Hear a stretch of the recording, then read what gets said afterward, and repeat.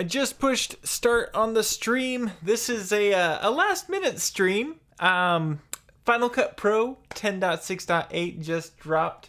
So if you guys could let me know in the comments if the volume is solid. Now, we'll find out when that happens. I gotta wait for chat messages. But yeah, so Final Cut Pro 10.6.8 just dropped. If you've been inspecting the landscape of Final Cut Pro in the past, in over 10.6.7, you might be aware that it was kind of a disastrous launch. And so 10.6.8 just popped out. Oh, good. Volume's good. Hey, thanks guys for stopping by. So I thought it would be fun to kind of take a look at 10.6.8, push it through, put it through its paces, I guess, and just see, you know, does it crash? Is it freezing? So hopefully this kind of live overview can give you guys a good idea. You guys can hit me up in the comments and chat. Just give me your questions as far as like stuff I should test out. Hopefully this is just helpful to everybody to get a live overview of that. But really quickly, I'm going to take a sip of water.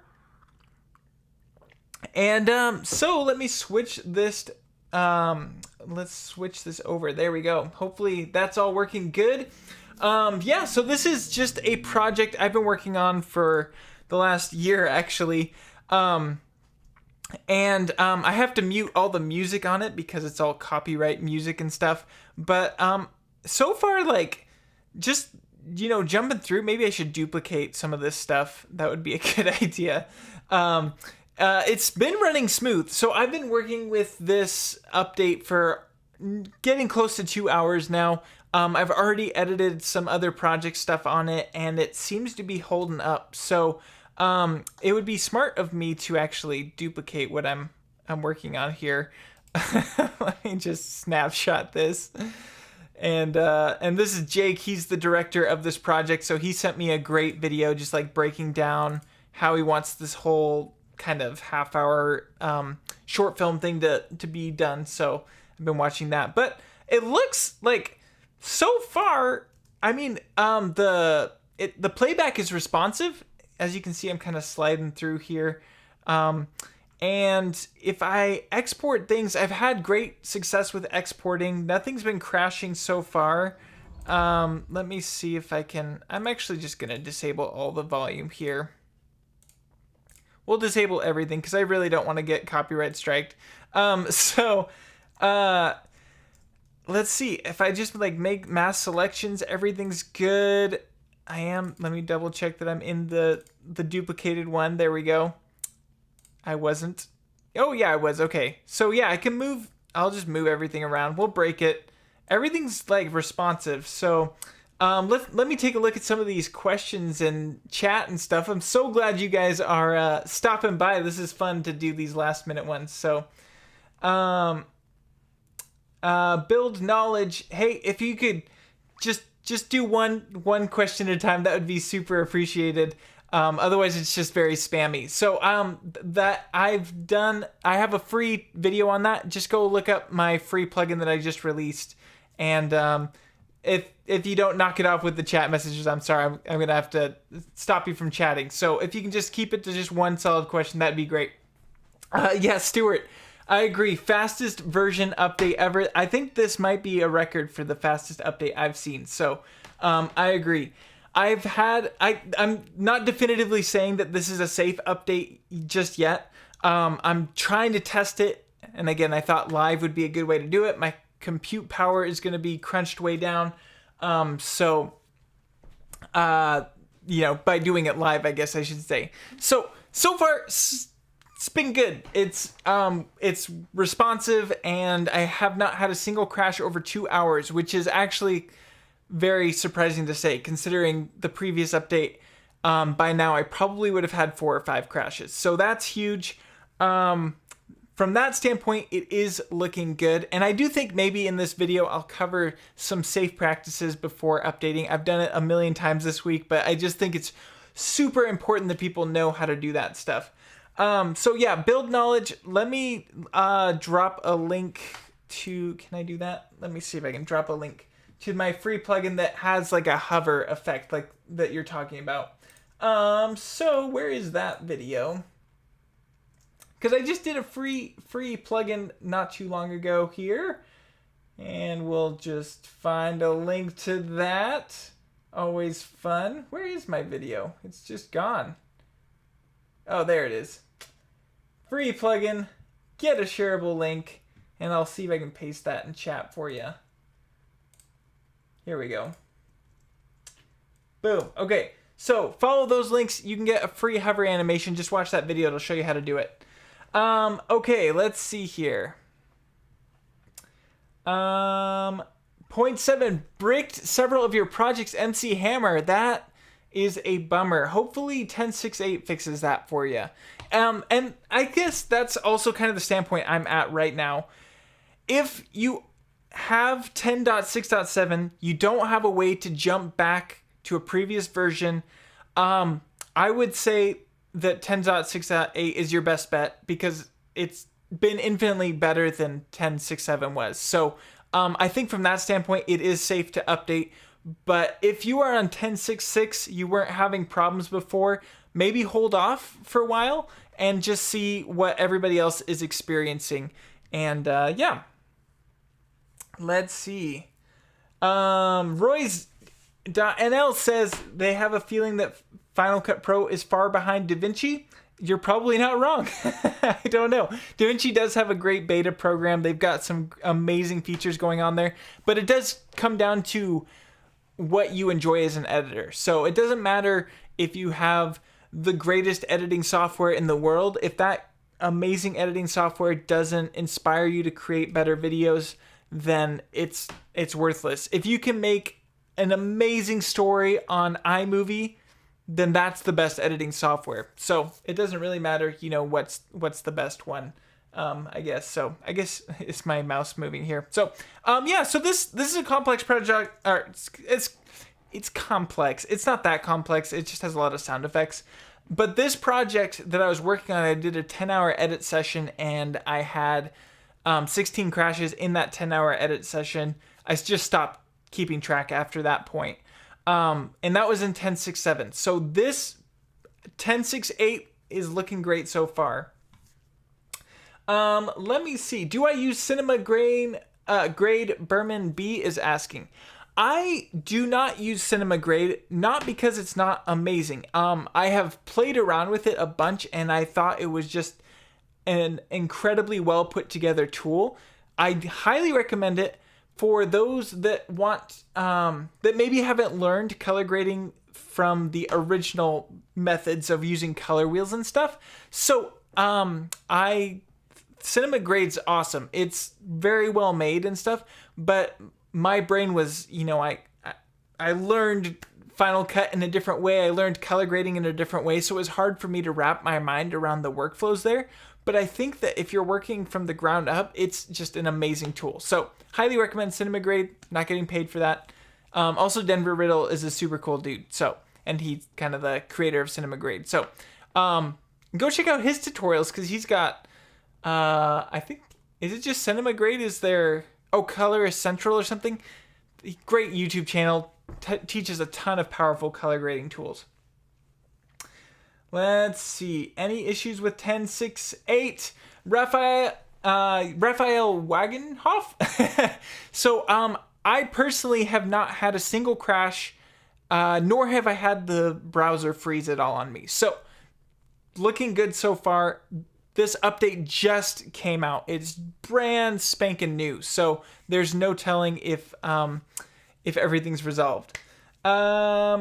Let's see. Hi, Dylan. Does it work with all motion VFX plugins, M-Tracker 3D? Okay, so Michael Boonhick?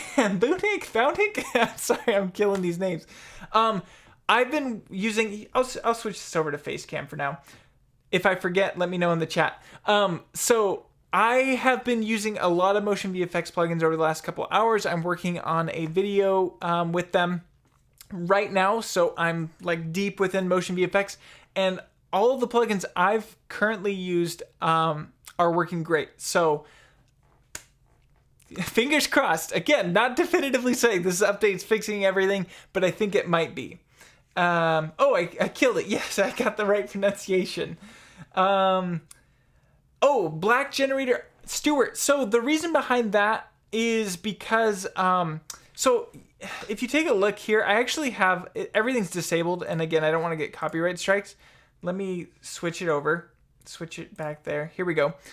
So the reason why I have this custom generator is because I have the Film Convert Nitrate, which is an amazing plugin, and I have a link to that in the description too with a discount code. But I have Film Convert Nitrate on the top with a grain on everything, and that grain, if I don't have it black, let's see if I. This might not be the point of time where I ran into the issue, and I just dragged out the custom layer across the whole thing.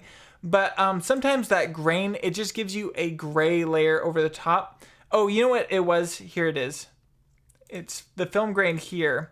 And you'll see I have this film grain on top. It's like extra film grain to make it so grainy that it looks like it's from like the 40s or 50s or something. I don't know.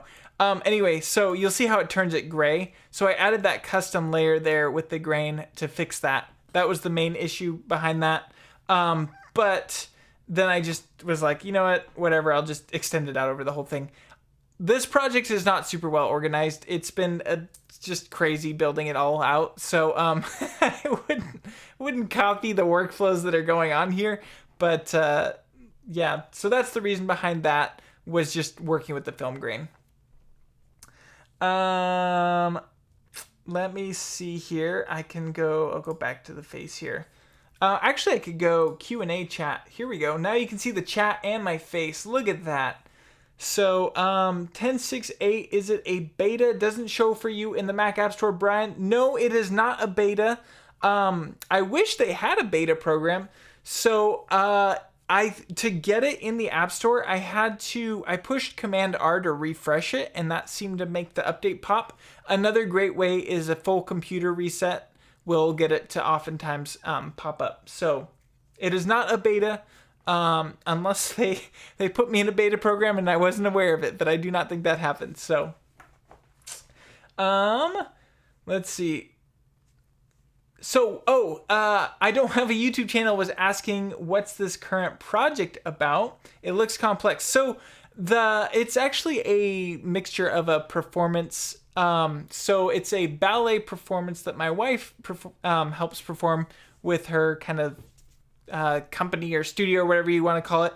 But then they also wanted to incorporate a bunch of video elements. So they hired me to come in and shoot a whole bunch of stuff last year for this year's performance. So it all comes out to be about a half-hour long short film altogether. The idea, it's kind of an origin story of this thing they do called Seralia every year. It's really cool. It feels very, if you've ever watched Cirque du Soleil, it feels very inspired by that. So they wanted an origin story for this ballet that they make. It's their own ballet. It's not any other studio or whatever. It's not their ballet. So they made it from the ground up. It's really cool. So they just wanted to bring some fresh life to it and bring some video elements. So that's a long explanation of what it is, I guess. 10.6.7 converted my libraries. Even if I was able to get 10.6.6, would I have been able to open my converted libraries? That's from Jaden. Jaden, yes, you can. Let me see if I can pull up. I have a video here. I'll make a new window. We'll go to my YouTube channel here. Hey, look, I'm live. No way. Where is that video? How to backdate Final Cut Pro library. So I'll go ahead and copy this over, and let me send that in the chat. I need practice on this. Here we go. Pasting this in chat. This is how to backdate libraries if you're in a newer version and you need to backdate to the older version of Final Cut, how to get your libraries back to that original version. Let's see. Oh, Michael Boundnick wants to know about Keeper. Let's try it. I don't know if this is a good demo, but I think Keeper probably will work. Let's try it out. Applying Keeper onto the shot with a human, and he's cut out, and it doesn't give us a big red screen, so it looks like Keeper is good. A company that I would probably think might be broken is Pixel Film Studios. I know updates break their stuff all the time. Oh wait, shoot, I didn't have the screen up. Sorry about that. It worked. Here, let me go. Here we go. I'll just gotta get the evidence.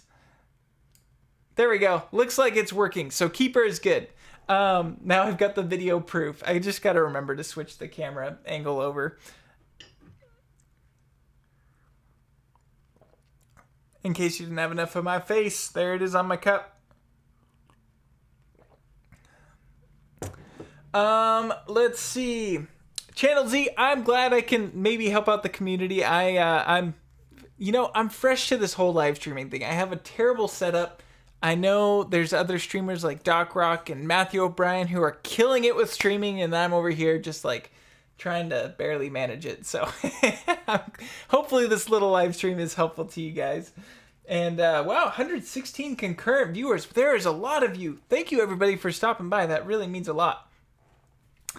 Let me see. Let me look through. Let's see if I got any more. Aside from, let's see. Oh, Brian was saying, aside from your channel, I don't think I've ever seen anything else I've done. Would love to see some of my other work. That's the tricky part about doing the channel, is like, sometimes it's hard because I've edited stuff on, a TV show, but it's not really online, so I can't really post it, and it's all copyright. It's difficult, with the whole thing. But I should create a playlist of stuff of mine that is online that I can share. That would be a good idea.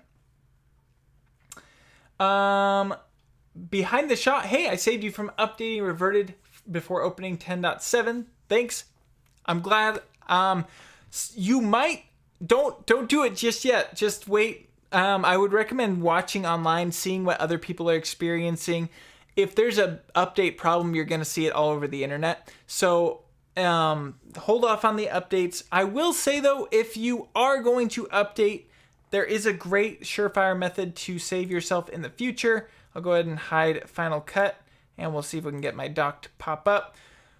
So anytime before you update, you'll notice that I have Final Cut Pro, and then I have 10.6.4, and I have 10.6.6 and 10.6.7.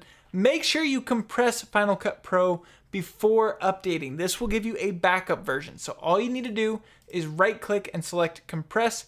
If you don't want to compress it, you can also push Option, click and drag. That will duplicate it. Shout out to Matthew O'Brien for that handy tip. It duplicates it.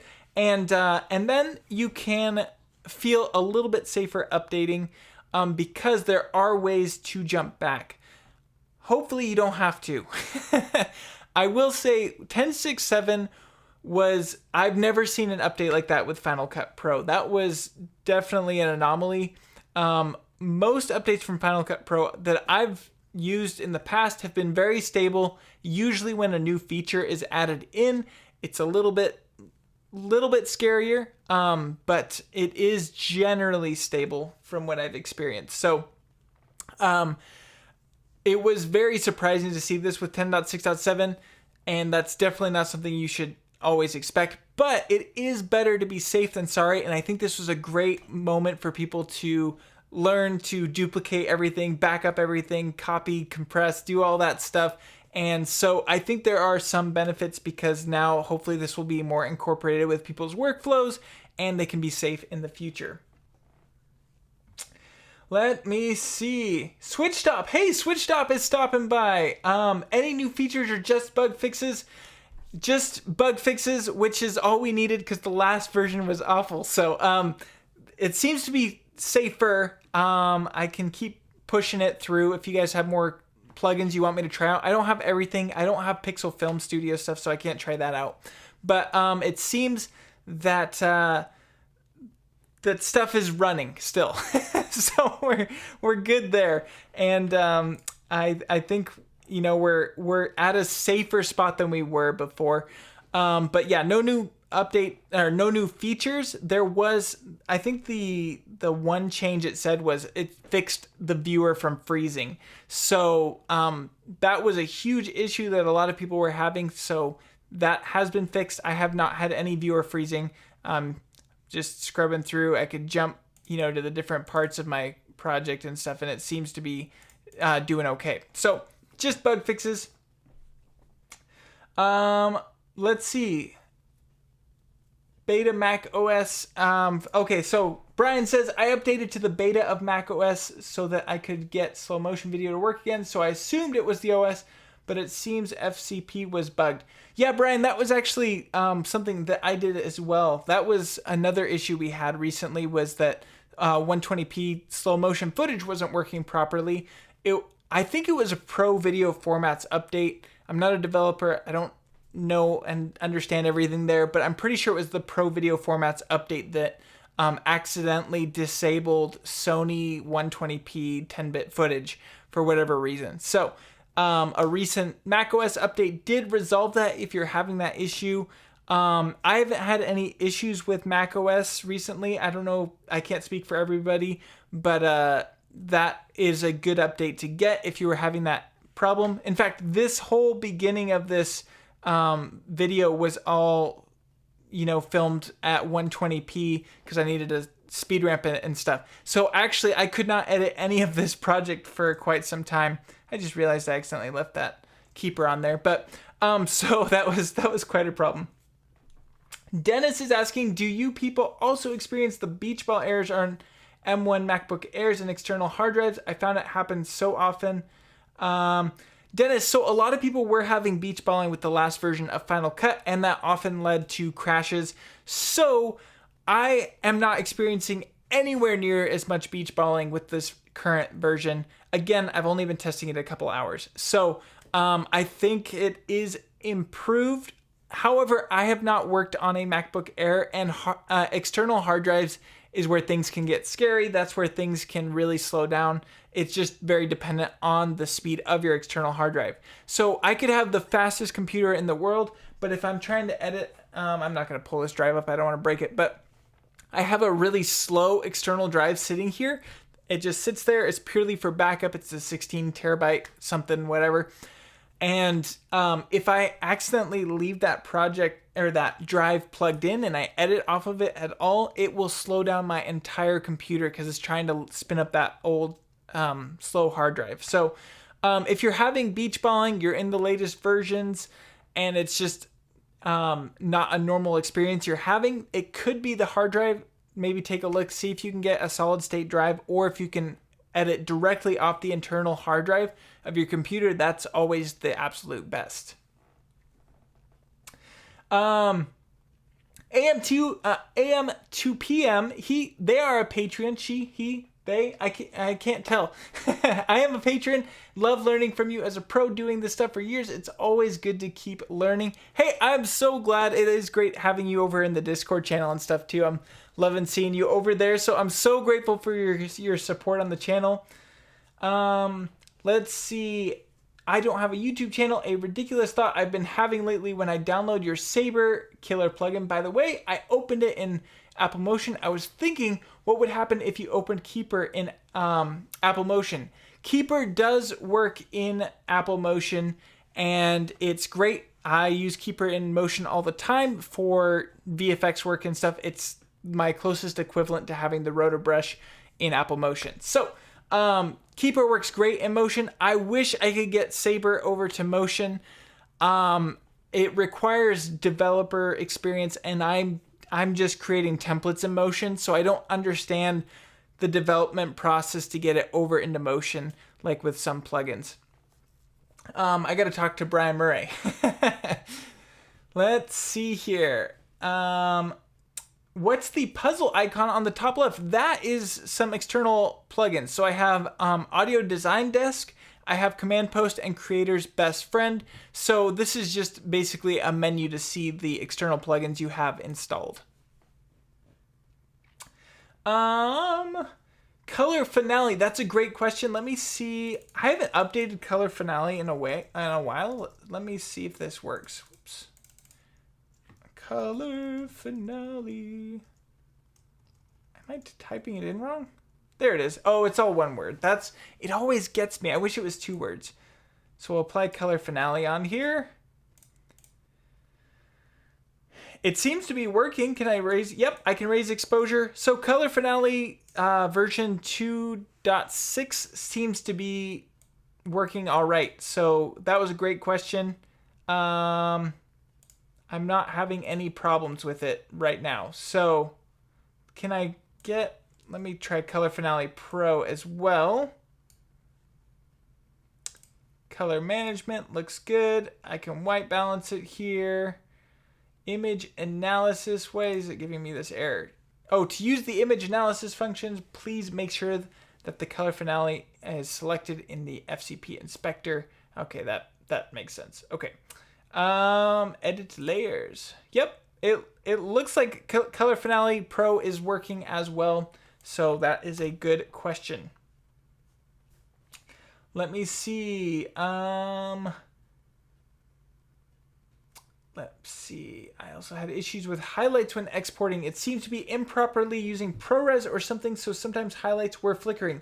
AM2 PM, I do have a video on the flickering issue. What it usually results from is when your highlights are, let's see if I can get it to, when the highlights were above the 100 point range, then for whatever reason, I don't know if it's the OS or what, but it has that flickering issue. And I think it's more dependent on having an HDR display, and it's trying to display those higher output values, but then it's realizing that those values aren't quite correct. This is just my grasp and experience on it, so I can't say for sure what's happening. So if you bring those highlights down below the 100 mark, then it seems to resolve that flickering issue. You'll see it all across YouTube and stuff too all the time. Even just like huge YouTubers, their exposure's too bright and it's causing that weird flickering. And again, I think it's more apparent on like the Pro Display XDRs or the MacBook Pros with the XDR displays, the iPad Pros. So I think that's the main reason, is that HDR. Let's see here.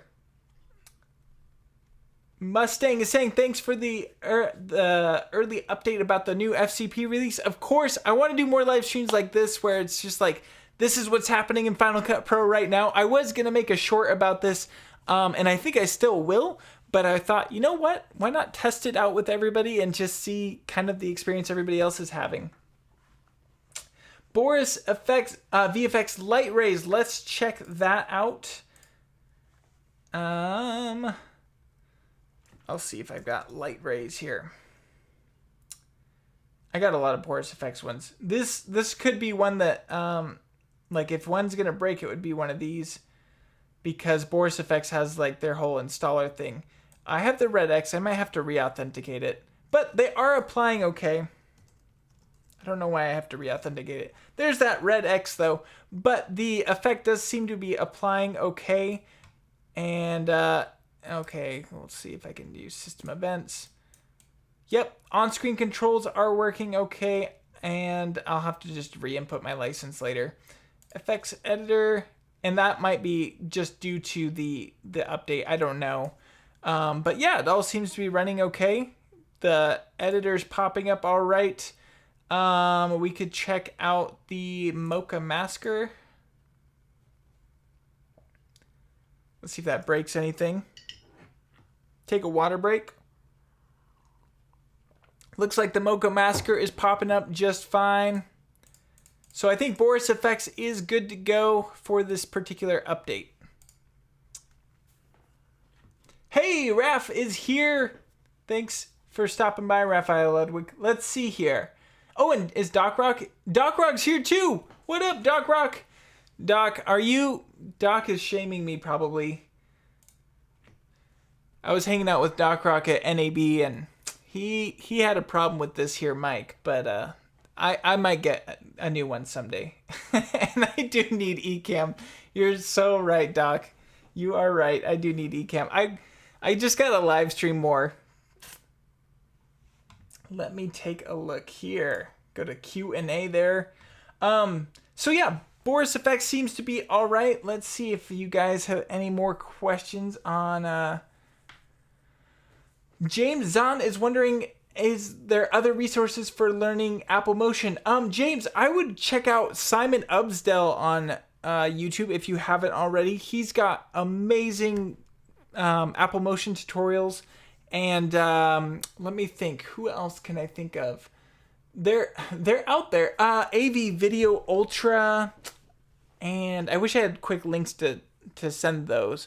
But those are some great places. They're out there. You just have to kind of sift through YouTube. It gets confused because it doesn't know what Apple Motion is. So imagine if I had a friend sponsored by Shure. That would sure be nice, Doc. That would sure be nice. Hey, Craig, I'm glad you saw his live streaming. Glad you could stop by. It's super fun.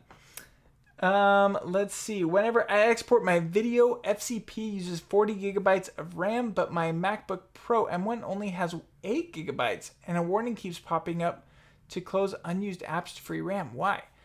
That is a great question. I am not sure what would be causing that.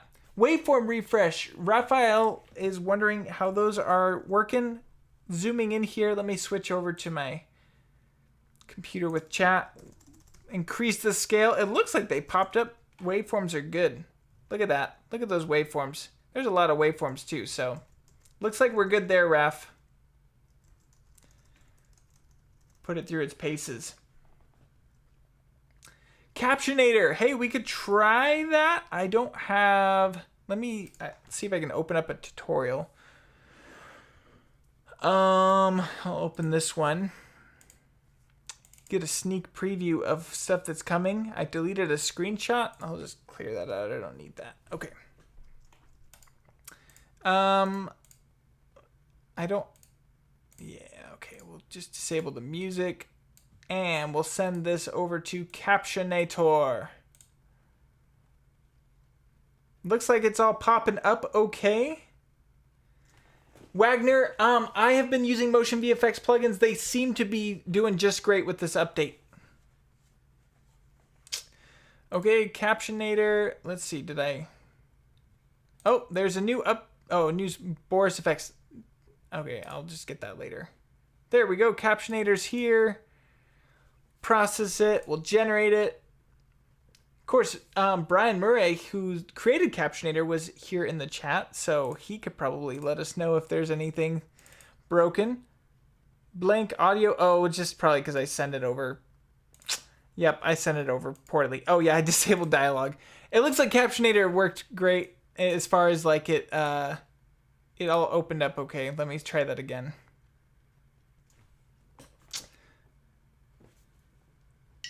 This is a great way to get feedback of like what apps could be broken. Oh, that's awesome, Brian. That's great.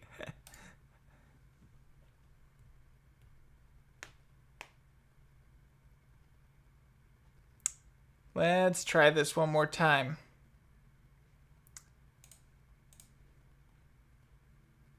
Replace it. Boom. Look at that. Works like a charm. Captionator's the bomb. If you don't have Captionator, go pick it up. Hi, Dylan. I would love another Ali Abdaal tutorial on how he managed to create those paper-torn intros where he adds the paper title behind him and it takes half the screen. Hey, that would be a great tutorial. That's something I will have to keep in mind. Ali Abdaal is a legend, and he used to edit in Final Cut. I don't know if he still does or his team does anyway.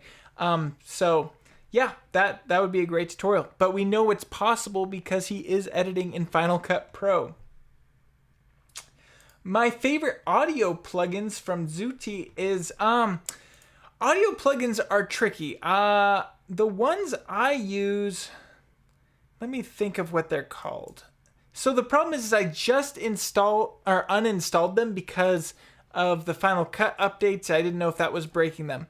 I use Isotope. So Isotope, they do amazing audio cleanup tools and stuff, but I literally just uninstalled them like a couple weeks ago because I thought that was what was affecting Final Cut Pro. So I can't unfortunately test them right now. But Isotope has amazing audio plugins, but I do find that audio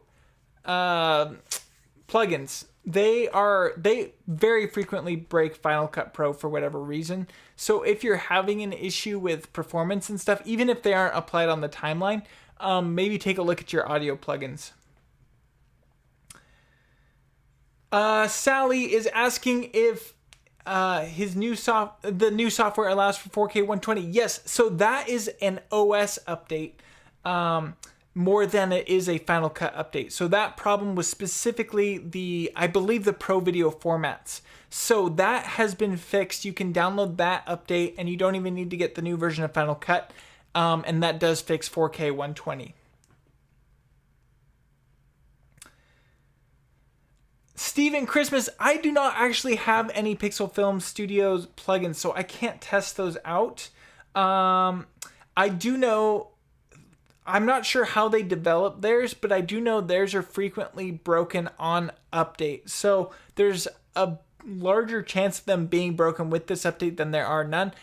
I do know like 10.6.7 broke a lot of their plugins. So that's just going to be dependent on what their website says. Brandon Talbot, yes, Brandon, you do need to throw away your computer now. No, I think this update's looking pretty solid. Again, we've been streaming here for a good while. We haven't had anything break just yet, which is surprising. Of course, I'm not pushing it completely, but it is great getting an idea of like what plugins are broken and stuff. So, dang, watching from India and it's 4 a.m. there. That's crazy. Go get some sleep. Oh, sorry, Michael. I'm reading your way earlier message. That wasn't light rays. I just applied something. Let me check light rays specifically. I have my own light rays too. Let me, I forget, what is it called? Is it in Film and Style? Here, it's in lights. BCC plus light leaks, light. Here's rays. We're going to apply rays. Yep, rays are working. Look at that. I look like a holy man.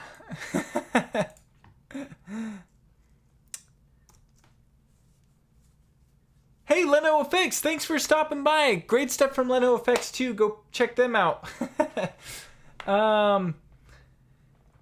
Let's see. Connor is asking if my Mac is stock. If you're meaning just like just how it comes from Apple, yes, I do have the 24 core M1 Max with 2 terabyte hard drive. Yeah, I forgot what it was. It's been a little bit since I bought it. Oh, Doc is going to Redfish. I went to Redfish with Doc, and that was so fun.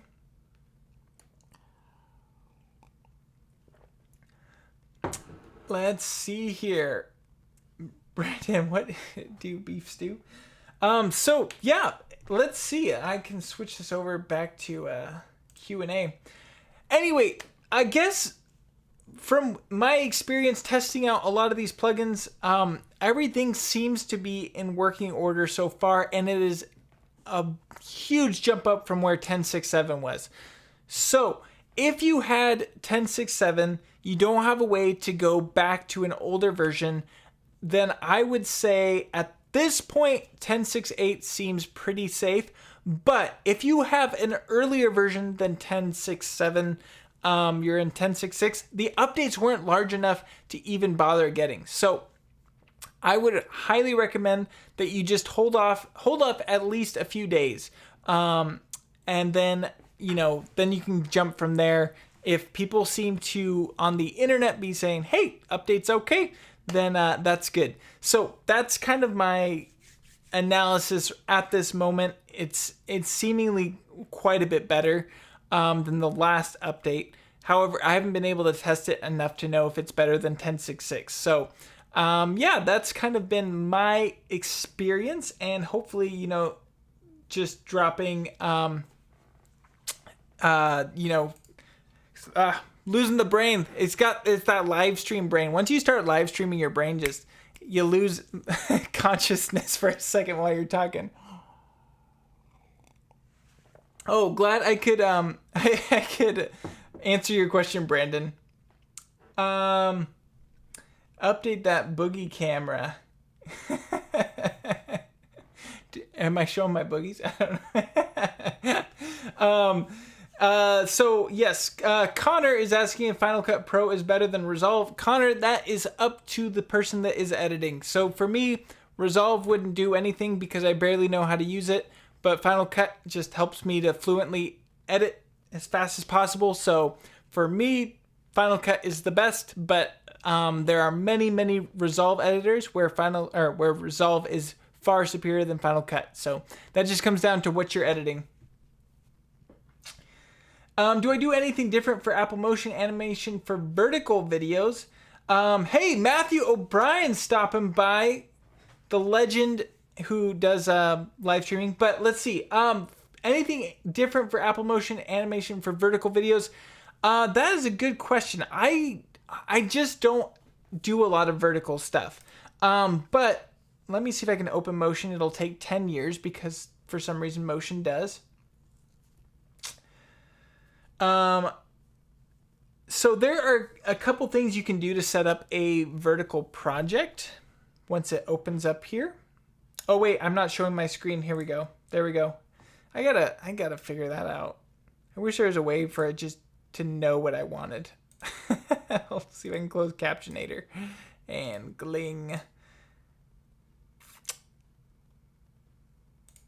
Is it there? Okay, popped up over on the other screen.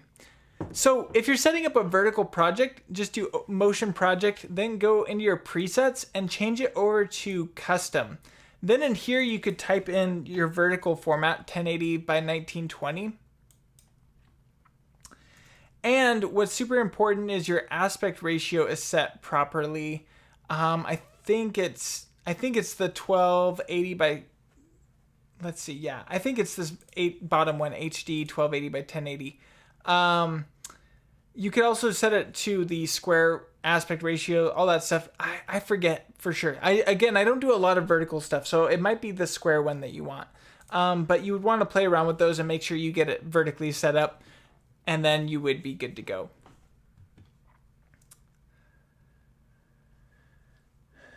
Woody is having issues with Premium VFX seamless transitions. They seem to be working sometimes, but there are some red screens.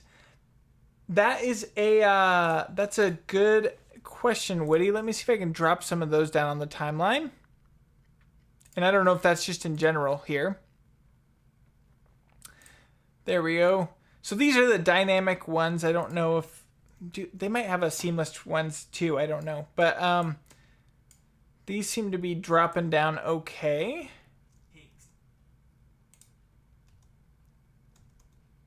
Yeah, it seemed those ones are working. Let's just push Final Cut to its limit here. I'll just drop a ton of these with Q.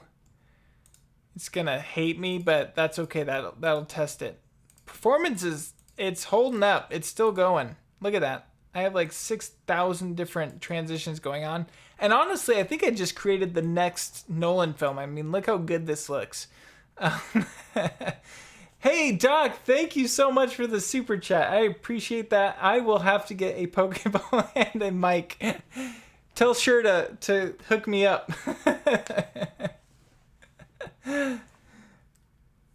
So, yeah, these ones. So, Woody, if you're having issues, it might be worth reinstalling in FX Factory. Maybe just doing a quick uninstall, reinstall. That might fix that issue. But, yeah, it seems like these are looking good right now. You can't tell because I have 6,000 of them going on at once. But no red screens. Yeah, see, Doc has connections.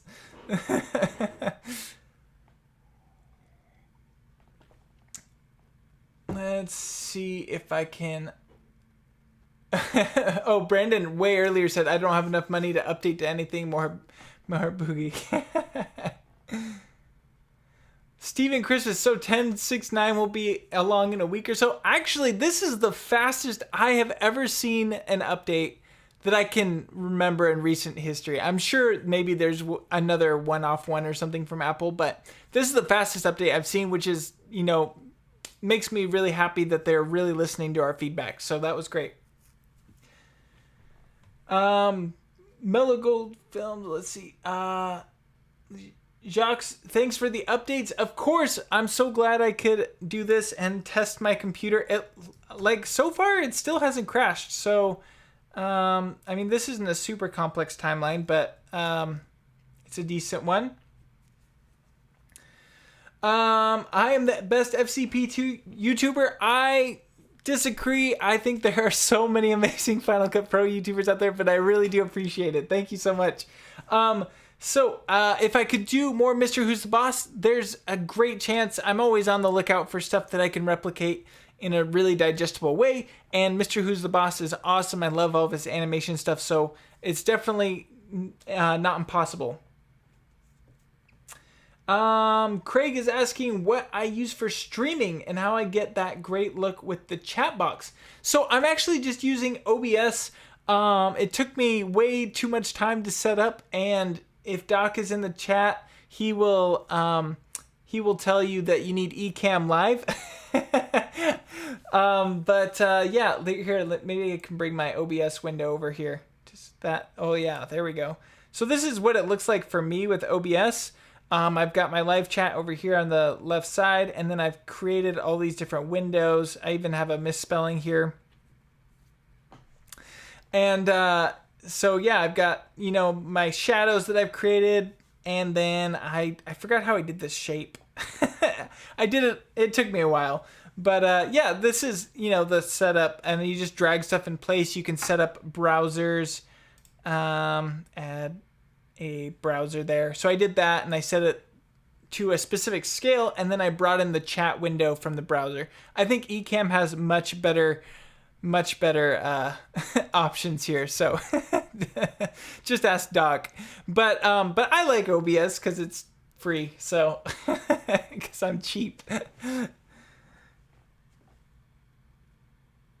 Yeah, Stuart, you might be right. They might have just copied 10.6 and then and just call it 10.688. OBS takes a while to set up, but once you get it, it's done. Yep, that's kind of been my experience, and I'm trying to get more and more into live streaming. I saw an update, and I was like, hop on there real quick. You get what you pay for. Yes, Ecamm is better. It just is, but yeah, you get what you pay for. Let's see here. I'm too hard-headed to use Ecamm. I'm not too hard-headed. I just am cheap. So, but I don't plan on doing, or like I haven't had the opportunity to do as many live streams, so I haven't thought that putting out the money for it was worth it. But now things are changing, so I can do more live streaming. Let's see, are there any more plugins you guys are worried about? I could drop in. Let me try Add Motion here real quick. Add Motion looks like it's working great. Of course, Add Motion is just built by using Apple Motion, which is crazy to me. I'm too young to be stubborn. Let's see here. Oh, that's true. That's true. Ecamm does do more than just live streaming. See, we got... Yo, Doc, I guess you did sponsor this. You sent me $20. So, yep. Ecamm does do a lot more than live. So I think you can just record directly into the computer. You can switch all your angles live. So that saves you a ton in editing time. And it records multiple streams. So it'll do like... You can have just your camera angle, then just your computer, so it's all multi-cammed out for you. So tons of power there. And it does multicam. Let me see here. Let me try some others. I'll try Bullseye. That one, where is that? Basics Bullseye. There it is. Haven't used Bullseye in a bit. Let me see. There we go. I'll put this on my face and we'll track forward. Looks like tracking might have had... Yep, tracking's working great. So Bullseye is good if you're trying to do locked off shots.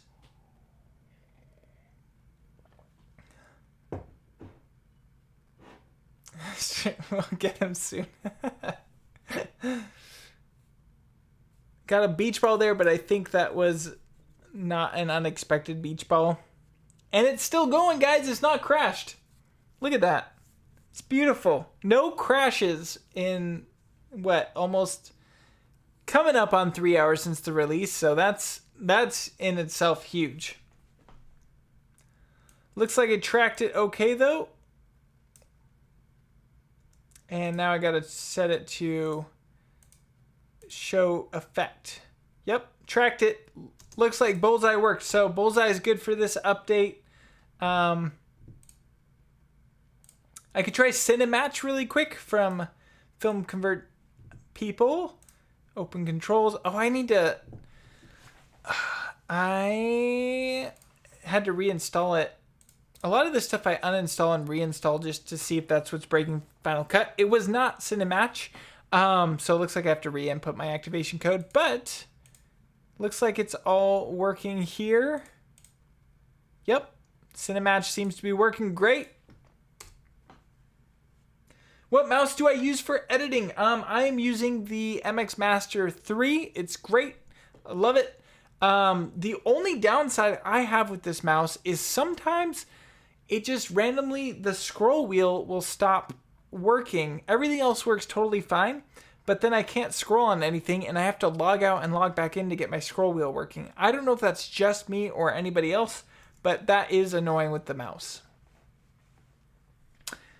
macOS, and it said Pro Video formats, what specifically was added or modified. Brandon, so I think that update was specifically to address an issue that was with 4K 120p footage. For whatever reason, that footage was like deactivated or something. So when it was on your computer, it was just completely black. Couldn't do anything with it. So I'm pretty sure that update addresses that issue. I don't know what other formats were added. I didn't really pay attention when I updated it. I was just trying to fix that issue. I don't have a YouTube channel. Yes, I used to use the Apple mouse and I liked it for a lot of reasons, but the ergonomics of it were wrecking my wrist. So I had to jump over to something that had a little bit better ergonomics. And now I'm also on a laptop that has a trackpad. So there's not really a need for me to get a touch mouse. Thanks, Doc. You know, I can't believe there are 100 people stopping by. So I'm very grateful. And I will take 64 likes. I will take 0 likes if that's what I get. But it's crazy there's 100 people here. Oscar, yes, I did change it. So I made the center button like a delete button. I made the side buttons. They trimmed the ends of the clip up to where my mouse head is. So I don't even need to take my hand off the mouse. I'm trying to think if I did anything else. I mean, I pop out all my windows like this all the time by pushing in the large button. So yeah, MX Master 3 is great. There is the 3S now. You probably could save some money just getting the 3, but I do know that, like my friend Raphael says, the 3S is awesome. So Brian says, talking about Hayden Hillier, right? Yeah, that guy. He edits on the trackpad, and that is crazy to me. But also, so does Matthew O'Brien. He edits a lot on the trackpad, which is crazy to me. My hand would get too tired to do that. So, but there are some really valuable techniques. You can change a setting. I don't know where it is right now, but you can change a setting so that when you tap on something with 3 fingers, you don't need to actually click it in and it just grabs it. So that's super nice to have. Yep, MX Master 3. I should have thrown an affiliate link down below. Man, I'm missing out. But yeah, it's huge having the mappable buttons. From Brandon. Magic trackpad plus 3-finger drag. Matthew, if you want to drop in here a link to that, let me see if I can make you a moderator too. Because I'm a moderator on yours. Let's see. You're a moderator now. I think that's what I want. Doc, you're going to get it too if you're not careful, brother. But if you can add your link to that would be awesome, Matthew. Now Doc is. Brandon, you get to be one too.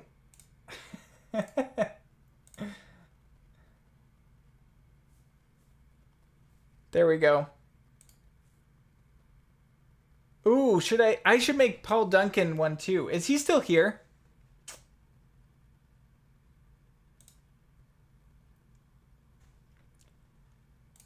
I need to get that. Whoops, I'm bumping buttons. I need eCam. Yeah. Nope, Brandon, you don't get a say in it. Where can you get the update? Great question. So to get the update, if it's not loading for you, Teflon tips, then you can go to the App Store and you can push Command R. That should refresh it. But if that doesn't work, then resetting the computer usually does fix that issue. Magic Dragon, how many times have I rickrolled somebody? I have not rickrolled anybody that I know of, but this could be my opportunity. I can just slap it up on the screen. When people come here to find out if Final Cut Pro's update is working, they will get rickrolled. And then I'll get copyright striked.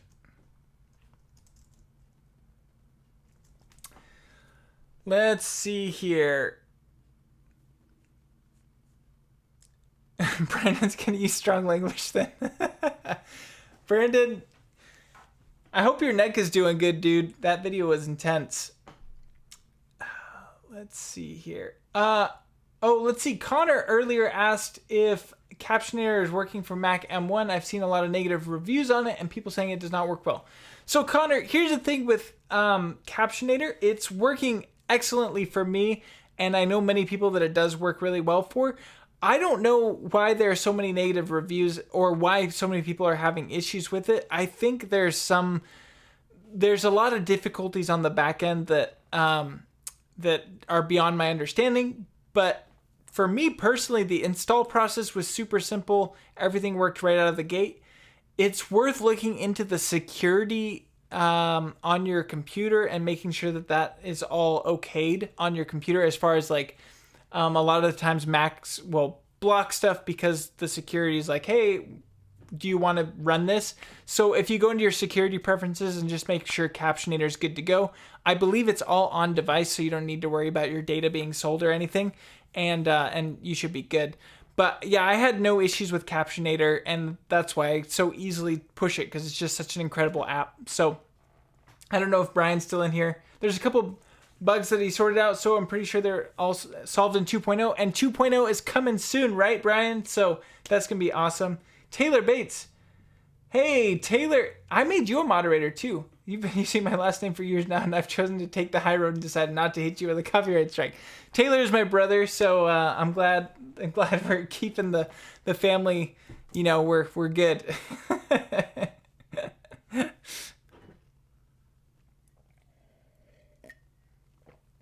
Ooh, Matthew, I think that's where eCam wins. I think it's a lot more difficult to do guests here. I would probably have to open up Zoom and capture that window and send it over.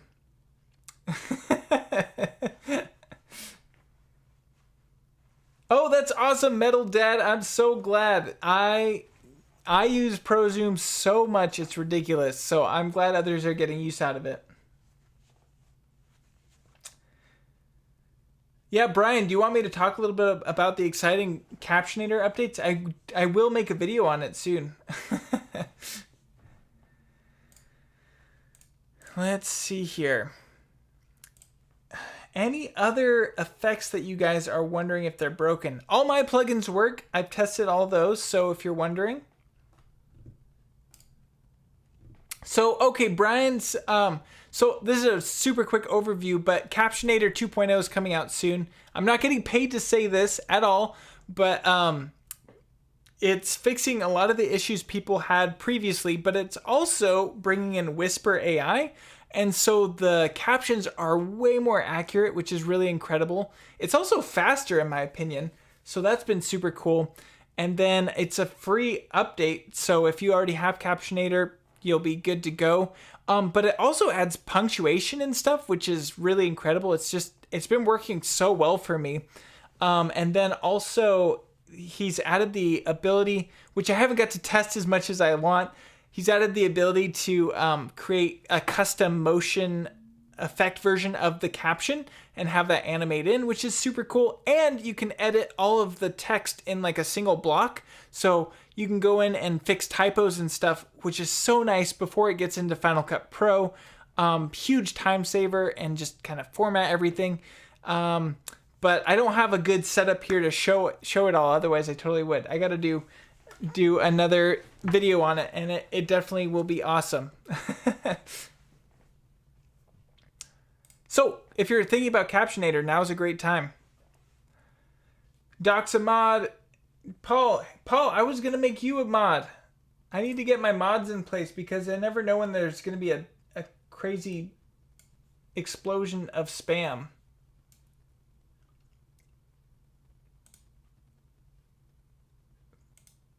I mean, Paul even has live in his profile photo, so.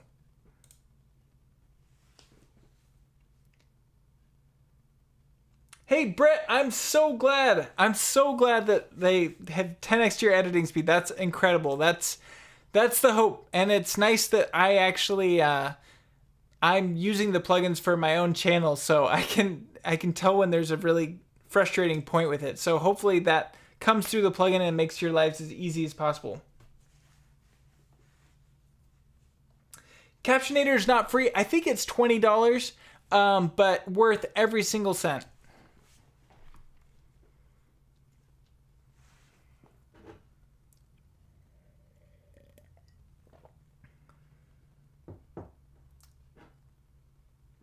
You guys, if you guys have a good experience with Captionator, you should go leave a positive review for him on the App Store, because for some reason he's just been review bombed with like a bunch of bad reviews. I don't know why, but I mean, that plugin has saved me so much time, so it's super worth it.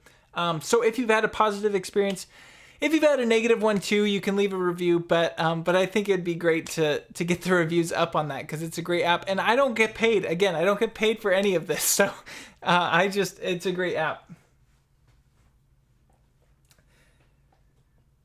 I gotta go hang out on Doc Rock's couch if you've got $20 hanging out in the couch cracks, so I want that 20.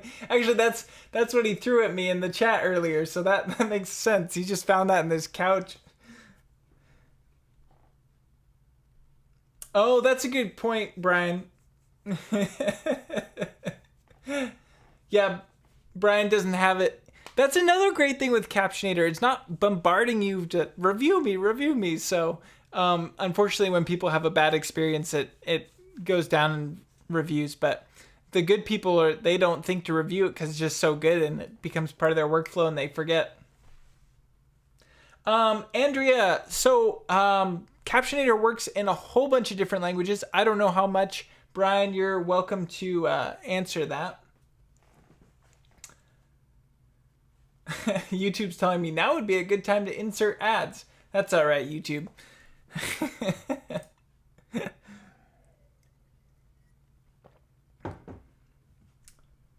Make all of you guys watch more ads, because there's just not enough ads on YouTube. Are there any other app or anything in Final Cut you guys want me to test? Maybe I'll try Hawaii Keyer here. I don't have a green screen, but we'll just see if it works. I can get the matte analysis. Looks like all this is working. Yep, Hawaii Keyer works, in case you were wondering. King Luma granularity. We'll try this one out. Looks like this is working. I got all my on-screen controls. That's looking good. Let me see what else. Markup, we could try. Presenter. Oh, I didn't even know Markup has like a fancy picture-in-picture effect. That's cool. But I like mine better. So go get mine. No, Markup's awesome.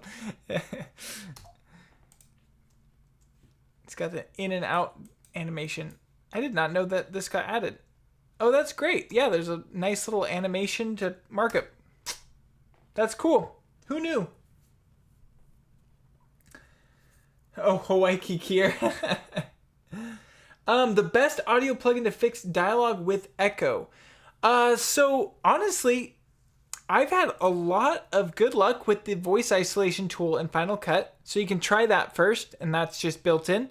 I've also had a ton of great experiences with Isotope.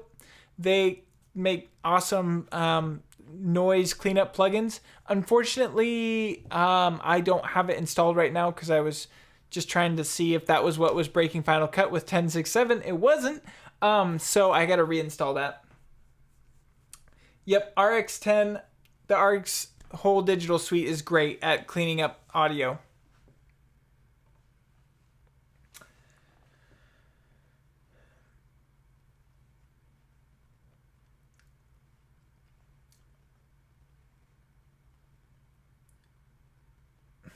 Oh, your voice isolation even stopped in the last update. Well, hopefully 10.6.8 fixes that. Actually, I could test it right now. You won't hear anything, but let's see if it's... I accidentally recorded... Alright, that means that if I accidentally record the... Voice isolation seems to be working in 10.6.8, so... Thumbs up for approval. The best audio denoiser cleaner ever for Final Cut Pro 10. Again, probably Isotope. I also had great experience with Crumple Pop in the past, but then we got the voice isolation tool in Final Cut that's just amazing. You could also check out Adobe Audio Enhance, and it uses a bunch of AI algorithms and reconstructs the voice in ways that I just can't understand.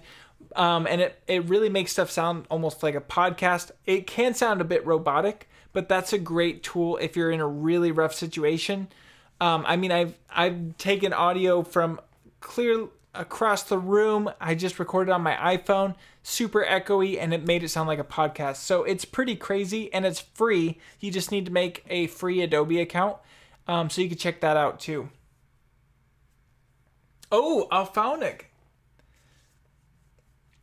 Go check that one out. Oh, Eric Wan, wondering if it crashes when I type in the timeline index. Let's see. Oh, wait, I'm not in index mode here. That's something that I would love fixed. I know Apple's not watching right now, but if they are, I would love it if the search field would just be more grayed out so that I don't think I can click on it. So I got to go to clips mode. Just something more visual so that I can clearly see that it's not working. But let's see. I'll type in time bolt. Yep. Seems like that's working. Let me click around in the index. Yeah, index seems to be working great, Eric. So I think you're good there. Looks like you can look at tags. Tags are working great. Those features seem to be intact. Hey, to Costa Rica. Thanks for stopping by.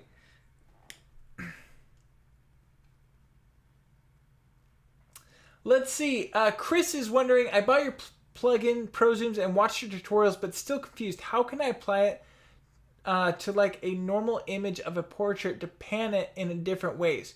Could you show an example of that? So Chris, I don't have a great setup for this, but let's say, for example, that I have this video here and I want to pan on it. So it's scaled up 130%. So if you apply Pro Pan by itself, you're going to run into some issues because, let me show you. So with Pro Pan, we'll go ahead and apply that on here.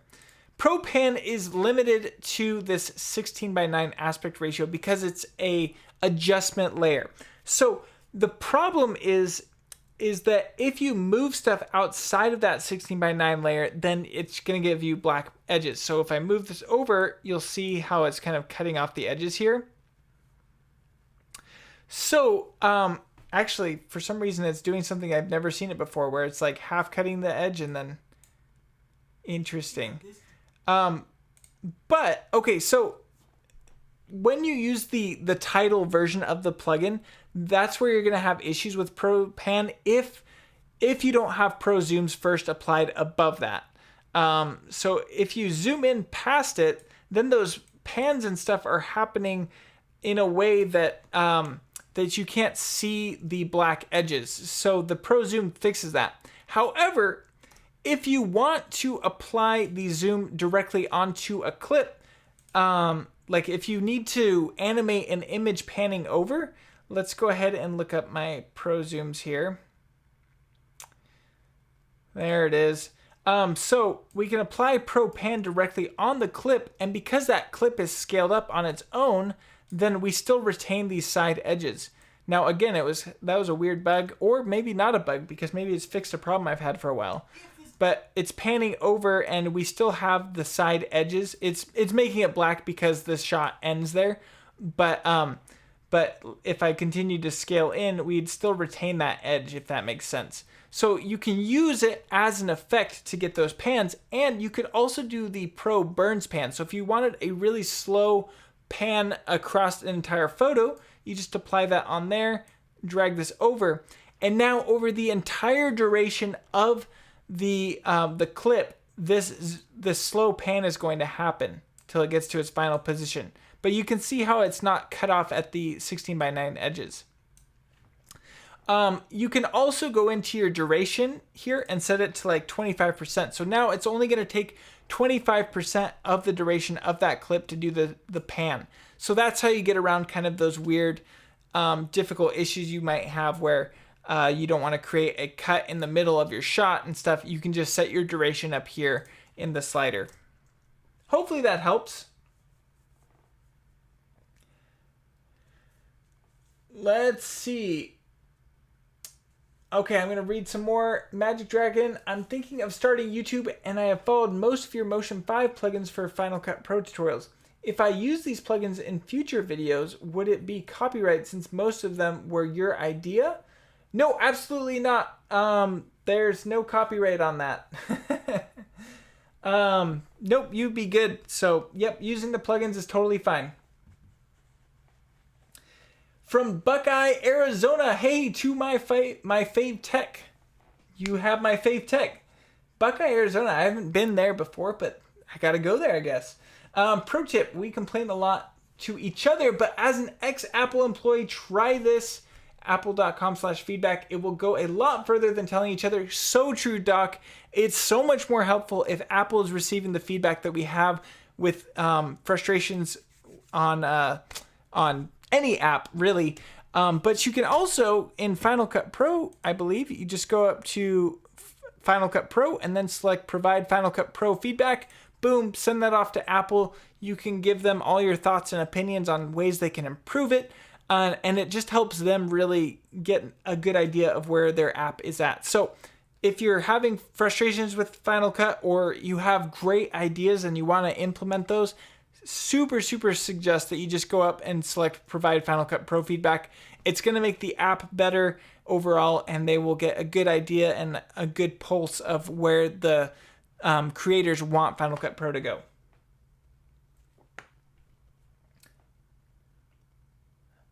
Metal Dad is asking if there's a way to mod the flow transition to get rid of the audio crossfade. So let's go ahead. I'll apply the flow transition here.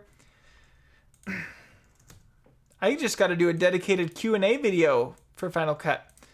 I should have duplicated this project. This is not a good idea. Okay, so right now you can see that the fade-in type is this S-curve or linear. If you want to get around the crossfades that it adds, that's because the audio down here is the same duration as the transition. You can kind of see there. So if you want to adjust it so it doesn't have that audio crossfade, I'll push Control S here. So Control S expands your audio, or you can right click and then select expand audio. Expand audio or expand audio components. If you have multiple layers of audio, then there will be more shown with audio components. But anyway, once you've done that, you can see that I have this extra handle here at the bottom. Go ahead and just adjust that over by 1 frame, and that will get rid of that audio crossfade. I think that's the best way to do it, or you can go to the right 1 frame. But unfortunately, I don't think there's a way to just select it and say, hey, I don't want an audio crossfade there. So yeah, your best bet is just to extend it out or retract it 1 frame, and that gets rid of the crossfade. Let's see. Okay, let me scroll through here. I've got some more chat messages. Felipe saying amazing content, bro. Hey, thank you so much, Felipe. I appreciate that. Worm Drive. Hey, Dylan, do you know if there is a way to make Motion's timeline behave more like Final Cut Pro, like snapping clips, for example? Worm Drive, that is a great question. You do have some basic snapping. The problem is when you want to move stuff frame by frame, the keyboard shortcuts are different. So if you want to move something by a single frame in Final Cut Pro, it's, the period and comma keys, or you can use the arrow keys to move around a frame. But in Motion, it's stuff like command left arrow, command right arrow. You can change the keyboard shortcuts in Motion, which would help a little bit. But with stuff like snapping, you can enable that. I don't have Motion open right now to show you. There is a snapping icon you can click on the right-hand side. There's a few things you can make it a little bit more like Final Cut, but because of the layer structure and stuff, Motion is not going to ever quite work like Final Cut Pro. It's going to be more in tune with something like After Effects, where if you want to add a cut to a clip, then you essentially need to split the layer into two, and then the next cut is on a different layer and stuff. I'm not sure why they chose that particular way, but that's kind of when you're working with Motion, that's just how it is. It's more about a singular project or like a quick scene rather than it is about composing an entire massive movie inside of Motion, if that makes sense. Hey, Matthew, go enjoy your dinner, brother. Let's see. Midnight Man, hey, I appreciate you watching the videos. I'm so glad they're helpful. I don't have a YouTube channel. Wait, Doc, you are an ex-Apple employee. You don't know how much I want that job.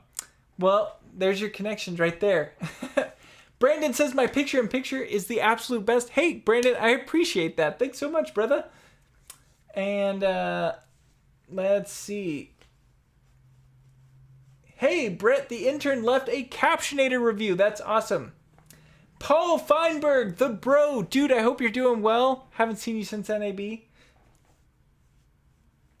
Charlie is asking, is it working better? Yes, 10.6.8 is definitively working better than 10.6.7, but I have not had enough time to tell if it's better than 10.6.6. So if you have 10.6.7, I would recommend updating.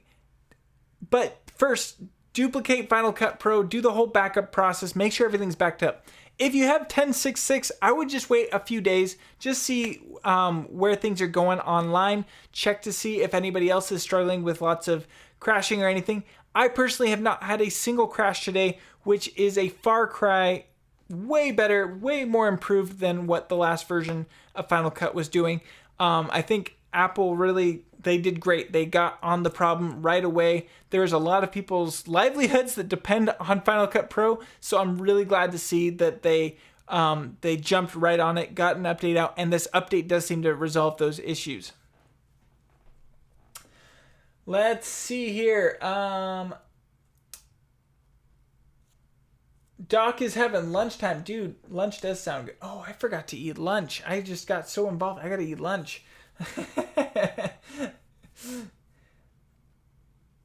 Oh, yeah. You don't want to be an ex-Apple employee. That's not your dream. The future is not, I want to be an ex-Apple employee. Let's see. Play some piano. My piano is not plugged in right now. My dog really, really hates the sound of my piano. Otherwise, I would totally do it. But my dog just freaks out, and it's not pretty. So I unfortunately don't get to play piano very often. But at some point, I should just hook it up so the piano is playing through the computer and headphones. And then I could do that at some point. Let's see here. Ola from Brazil. Hey, que pasa? Let's see. I guess it's Portuguese over there. I don't know if they say que pasa over there. I just speak Spanish a little bit. Chef Hog, good day from the UK. Hey, over to the UK. Let's see.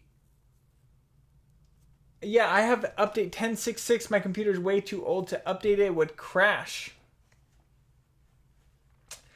Charlie didn't have any crashings, but the audio was bad in the timeline. That's interesting, Charlie. I haven't had that issue. So I can't tell you if that's been fixed.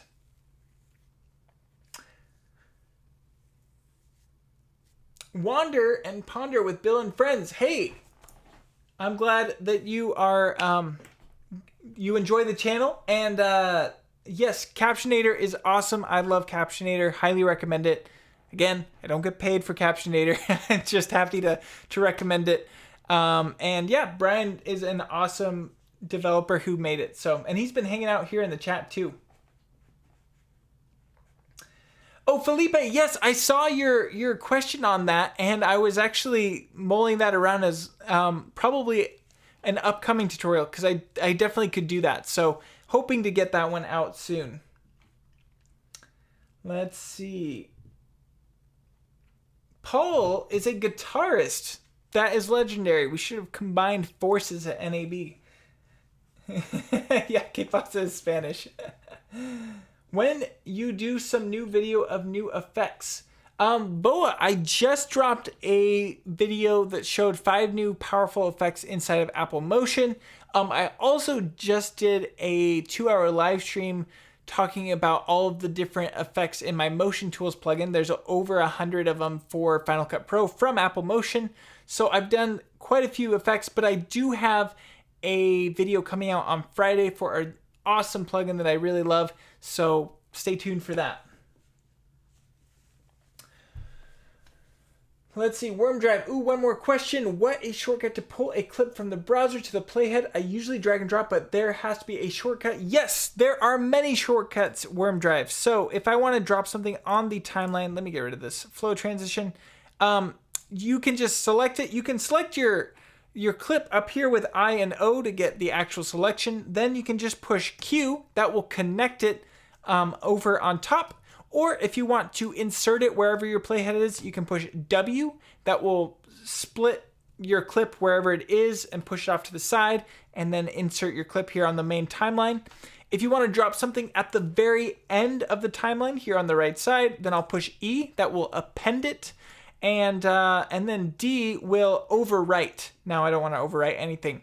But then you can also click on these icons here. I wish I had my zoom tool up here to zoom in on it, but these icons will also drop stuff on the timeline. And if you ever forget which keyboard shortcut to use, just hold your mouse over it for a bit and then it'll tell you the keyboard shortcut.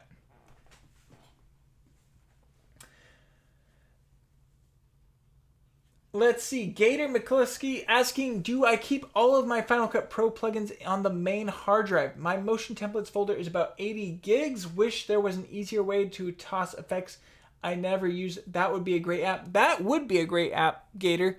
And we got to get some developers on that, because I would love that to just clean up, you know, the different effects that you don't use, or it'd say, hey, you haven't used this effect in like a year. Do you want to uninstall it? That would be awesome. I do keep them all on my main hard drive just because I want them to be as fast as possible. But I do have a little bit of space there because I have the 2 terabyte hard drive. So yes, I do use that. If you need to uninstall plugins, what I would recommend is you could go into your Finder, go to your Motion Templates folder, Titles.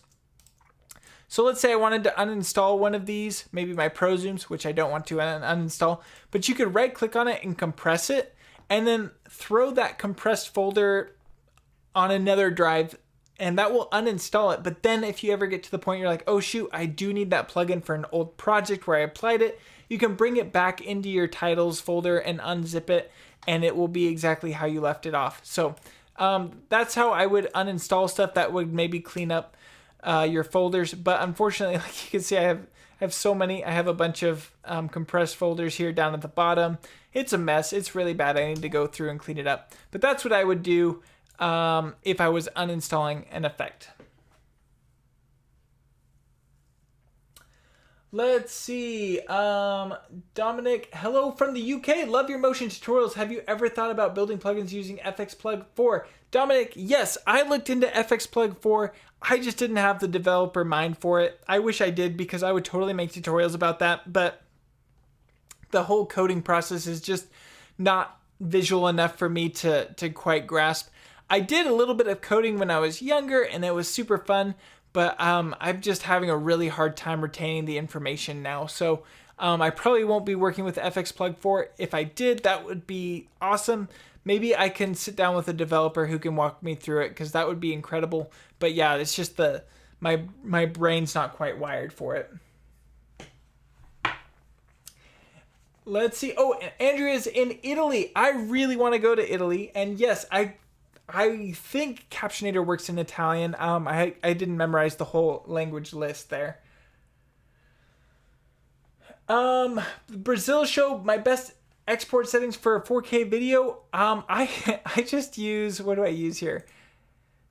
I just use, essentially, it's basically Apple devices 4K.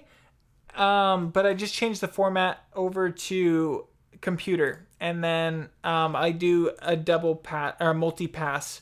That's the best settings that I found, and that seems to process really quickly on YouTube. So that's what I use. The thing is with YouTube, I see people that do like ProRes 422 and stuff, and they might get like a 5% increase in quality, but YouTube is YouTube. It's just going to compress it like crazy. And there's not a lot you can do about it. So it's not worth the extra hours of upload time, because your file will be like 512 gigs instead of like 1 gigabyte. So yeah, that's my opinion. I don't know that uploading like a massive file to YouTube is ever worth it, but yeah. Let's see. Pedro says, amateur hour alert, Final Cut shutters and quits on me all the time. I only work with audio though. I use a couple Final Cut Pro plugins to create some visualizers, and it's such a cumbersome process. Pedro, I'm curious, are you in 10.6.7 or are you in a different version of Final Cut Pro? Of course, the last update, 10.6.7, was just like falling apart at the seams. 10.6.8, from my experience, from what I've tested today, seems to be holding in there way better. So I'd be interested if the update would help you. Voa, yes, I'm so glad I can help with Final Cut Pro lessons. Let's see. Let me keep... Sammy Que Pasa from Puerto Rico. Love your tutorials and channels intros I got from a video of yours. Thanks. Hey, Sammy, I'm so glad I can help out. I'm Beanhab Sony Photography. I would try and say your name, but I'm a little too American, I think. Let's see. Hey, brother, from India. I just love your videos. They're amazing. I need one help from you. Please share exporting in MP4 with good quality and good size, like in Premiere Pro. Hopefully that video, or what I just talked about, helps you there. Beanhab. Press Control and Option together. It should toggle zoom in, zoom out. Controls can be found in accessibility. James, I actually disabled that because it was conflicting with some other keyboard shortcuts I was pressing. So you're right, it does zoom in, but I disabled that. Worm Drive, I'm so glad. I'm so glad. That's all I gotta say. Glad that you've learned so much. Let's see. Before I begin a project, I usually delete the current library that I'm on because they accumulate 20 gigabytes in like a week. Do you know how I could fix this? Yes. I don't have a YouTube channel. The number one way you can save yourself from not getting a 20 gigabyte file is go up to Final Cut Pro settings, and it's under playback, and disable background render. And I have a video on this. I don't know if any of my mods could possibly find it. That would be legendary. But there's a video about this setting is costing you terabytes of space, and if you uncheck the settings that I talk about in that video, it's going to save you so much space. So, but this background render option, it's constantly rendering a ProRes 422 file, which is massive.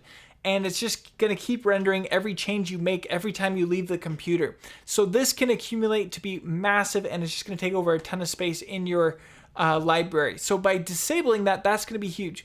But also make sure that when you import stuff, I'll push Command I here. Let's see. Oh, whoops, I have Command Post enabled. Here we go. Let me quit that.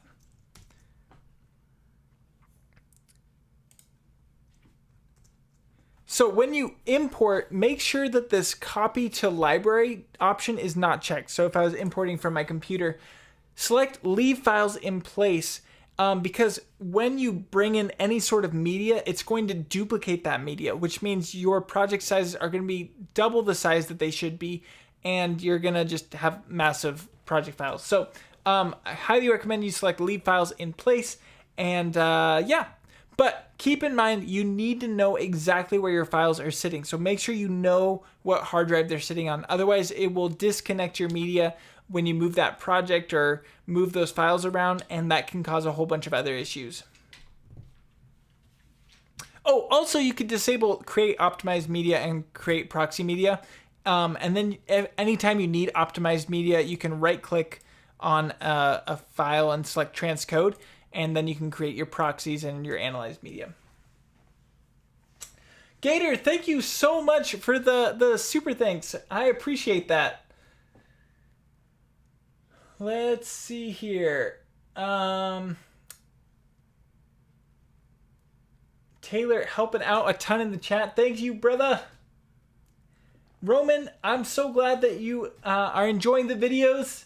ProRes Proxy is a great option if you don't mind having a little extra space taken up on your computer. But I have found when I'm transcoding media, and this is in regards to Pedro,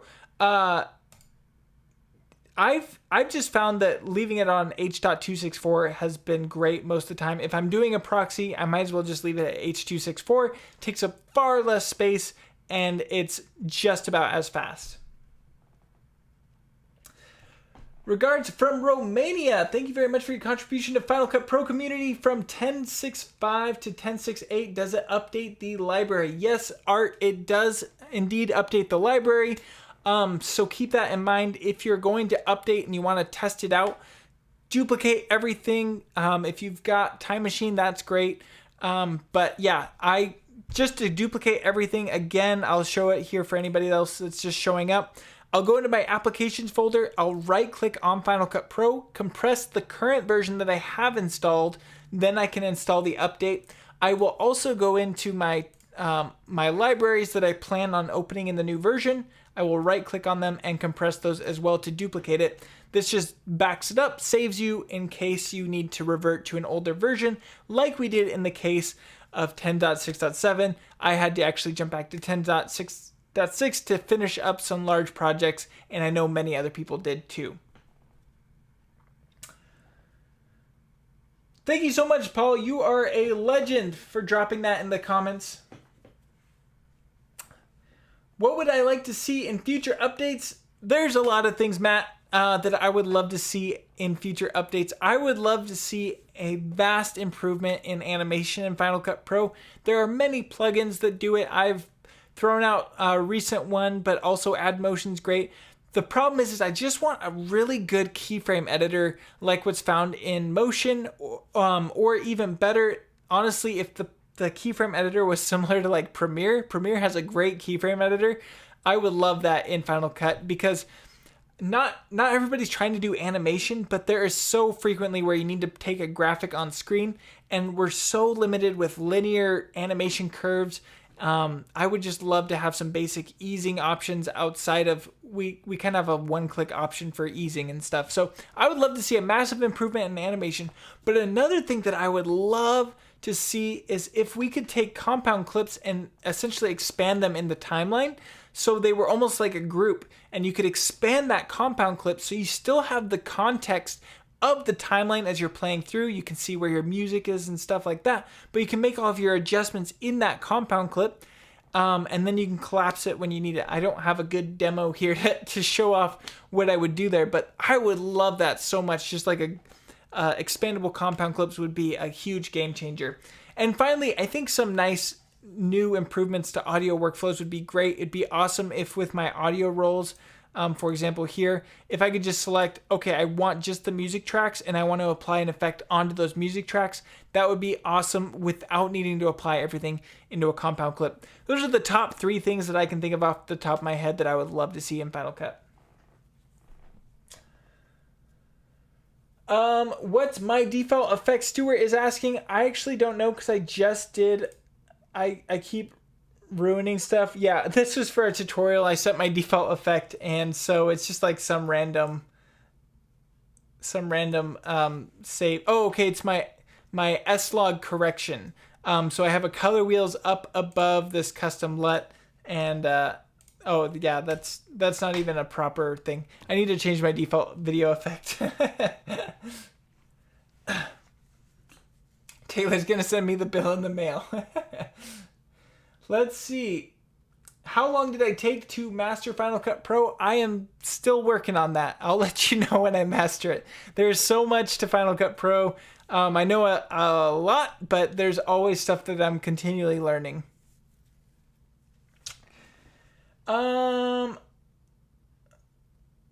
Let's see. Gator's asking, have I seen an issue where the timeline zooms out full wide while working when you need to zoom in about 7 times to get back to working view? Happens to me a few times a session. Yes, that does happen to me. I don't know how to replicate that. I don't know if that's fixed or not, Gator, but I have had that issue personally, and it's really annoying. I've also had, just before updating, I had an issue where I couldn't zoom in or zoom out until I did Shift Z to see the whole timeline, and then it let me zoom in and zoom out. I don't know what that was about, but I haven't experienced that yet in 10.6.8.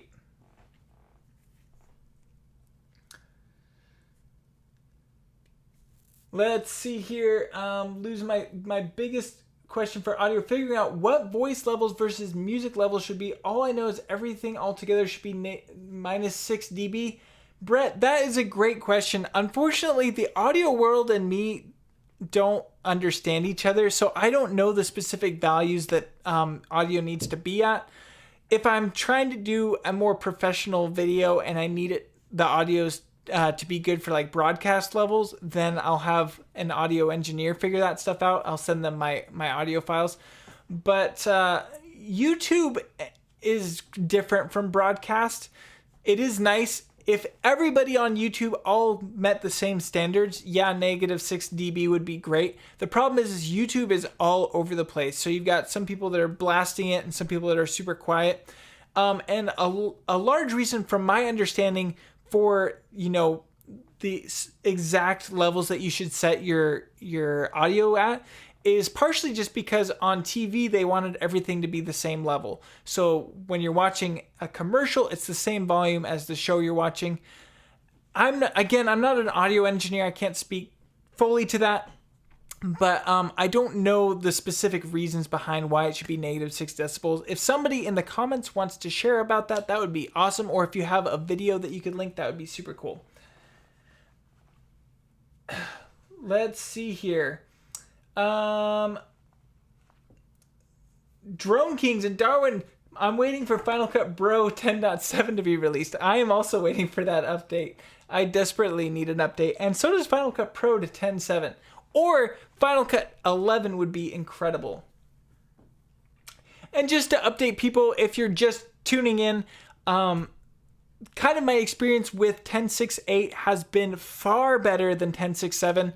So if you are at Final Cut Pro 10.6.7 and you can't go back to an older version, then I would recommend updating. Or if you are at 10.6.6 and you still haven't updated, hold off just a few days, just see where everybody else is at, see if there's any major issues with the latest version of Final Cut, and before you update. When you do update, go ahead, right click on Final Cut Pro in your applications folder and select compress, and then that will allow you to kind of create a duplicate that you can jump back to later on. But in my experience right now, 10.6.8 is looking pretty solid. Hey, Matthew is back. Let's see. I'll read yours in just a second. Some AI masking tools with tracking would be so nice. Darren, I has like a magic pen that helps you mask everything super easy and then tracks it. We have Keeper, but yeah. Just Travis, you are so right. I was personally a little disappointed, or a lot disappointed, with the cutout, the scene removal mask in the latest version of Final Cut. I was really hoping for more. That said, looking at what Final Cut, or what Apple is releasing here this fall with some updates to iOS and stuff, it looks like they're really diving into machine learning, chopping out videos on iOS, and I would be very surprised if those features don't make it into Final Cut. So I think that there are going to be some amazing masking tools in the near future here. Probably this fall is what I'm hoping for, which would be really incredible to that scene removal mask. But Keeper is amazing, and if you need to cut people out right now, highly recommend Keeper. I do have a link to that one down in the description. It's one of my most used plugins. Really amazing at cutting people out very fast. It's not perfect, of course, but it's just a really solid tool. And in fact, I have used Keeper instead of using the RotoBrush tool in After Effects because Keeper was getting me a better result and way, way faster. So check out Keeper if you need to cut out people in your shots. It's just for people. It doesn't work on animals, and you can't like make a selection of what you want to cut out. Let's see, in Serge's video from this week where you show how to reverb out on a score, do you ever use Control A to show audio animation on an audio clip and add keyframes versus doing it in the inspector? Matthew, yes, I do that occasionally. I usually, wait, now you got me thinking, what are you teaching here, brother? So let's just find out. Because I thought you can't really change the values inside of the audio animations, but I could be wrong, and I hope I am. Oh, you are so right, brother. You are so right. Okay, quick tip of the day. Thank you, Matthew, for this one. So, rather than going up into the audio inspector here on the right-hand side and clicking to add keyframes and such, you can actually push Control A, and that's going to give you the audio effects inspector, right? Now, I thought, just off the top of my head, oh, I can't add in, keyframes here, and I can't adjust the values, but you can. So I'll push Option and click to create 2 points here. Then we'll click on this icon. That will pop it up. And now we can click and drag these up to different values. And you can also right click on this line. Nope, no you can't. I thought you could because you usually can with like opacity and stuff. But you can set your values here. That's way better. Thank you, Matthew, for throwing that out there. That's awesome. So yeah, you could just make all of your different keyframe values and stuff all here on the timeline. Much easier than jumping up to the top right. Great tip of the day. Let's see. Shift Z. I've had that unable to zoom issue as well. Yes, Shift Z, Gator, does seem to solve that unable to zoom issue. So once you push Shift Z, then it allows you to zoom in and zoom out. Testing to see my comment duplicated. Sid, I must have missed that one. Sorry, Sid. Hey bro, do you have any video about 3D screenshot animation? Felipe, I do have one specifically labeled that. I can't figure out. I could see if I can find it. The problem with YouTube, here's the problem with YouTube, is that when you're doing YouTube, you have to try and make it so your video is attractive to people to want to click it. And it makes it very hard to search it. So sometimes I can't find my own videos because it's like something crazy like, this effect will blow your mind. Here, I found it. Okay, this one is back before I did that. I'll paste this. Let's see. Stuart says YouTube level should be about negative 15 decibels LFKS. Again, not an audio engineer. I don't know what that means. And you can have your true peak around negative 2 dB to negative 1 dB. Stuart, you and me need to hang out so that you can teach me your ways because I need to understand this audio stuff. Other than a good microphone, are you using any other hardware or specific settings inside Final Cut Pro for voiceovers? Yes, 100% I am the Brazil show. So my current setup, I'll jump inside of here. Here's my current setup. So the number one thing that has improved my voiceover quality is EQing. So I've just gone in and I've EQ'd the whole thing here. This is a look at what my EQ looks like. This just by itself vastly improves how my audio sounds in Final Cut. And then on top of that, let's see if I can go in. Sometimes if I have a lot of room tone noise, I'll drop in a little voice isolation. And then I have a compressor I need to get rid of this voiceover enhancement. That's not part of it. But I just have a basic compressor. I haven't really touched the settings that much. But this is just like the primary setup I have. Is just that EQ, the compressor, and I used to, under audio analysis, yeah, I got the loudness. So I would add a little uniformity so the audio levels are flattened out a bit, and then just barely raise the amount. That's just kind of what I've set. So I save that as an effects preset, and I just apply that on every video so I never have to think about it ever again.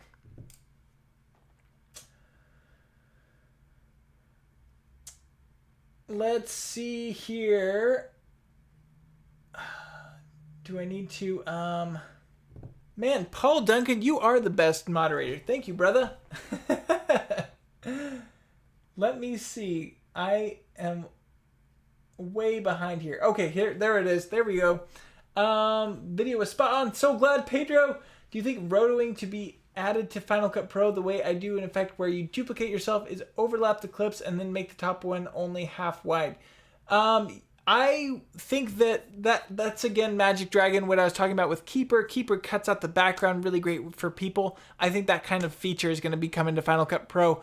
We do have the scene removal mask. You just have to be very intentional with the scene removal mask and really think ahead how you're going to use that effect before you ever even film. And Magic Dragon, I do have a tutorial where I show how to have a clone punching another clone in the face. It's an oldie, super fun effect, but I just show how to use Draw Mask to do that. Dominic, do I think 1067 issues mostly affected Apple Silicon Macs? I thought that at first, but I did see a lot of reports for Intel Macs having issues in 1067 as well, so that theory kind of went out the window. The Brazil show, maybe it's just me, but I find CapCut a lot better for making shorts than Final Cut Pro. I wish Final Cut Pro had some of the effects and text features of CapCut. That's actually a great point, the Brazil show. I do think CapCut is better for vertical video than Final Cut Pro. Vertical video and Final Cut kind of feels haphazardly thrown together to me. I don't enjoy it personally, just like editing vertical video and Final Cut. Maybe that's why I don't do a lot of shorts. But CapCut is designed around creating shorts and stuff. It's got auto captioning features and stuff. So if you're making a lot of shorts, it might be worth checking out CapCut. I think it's free, and then they have paid models and stuff you can upgrade to, but might be worth checking out CapCut. Let us see. Thank you, Paul, for sharing the links.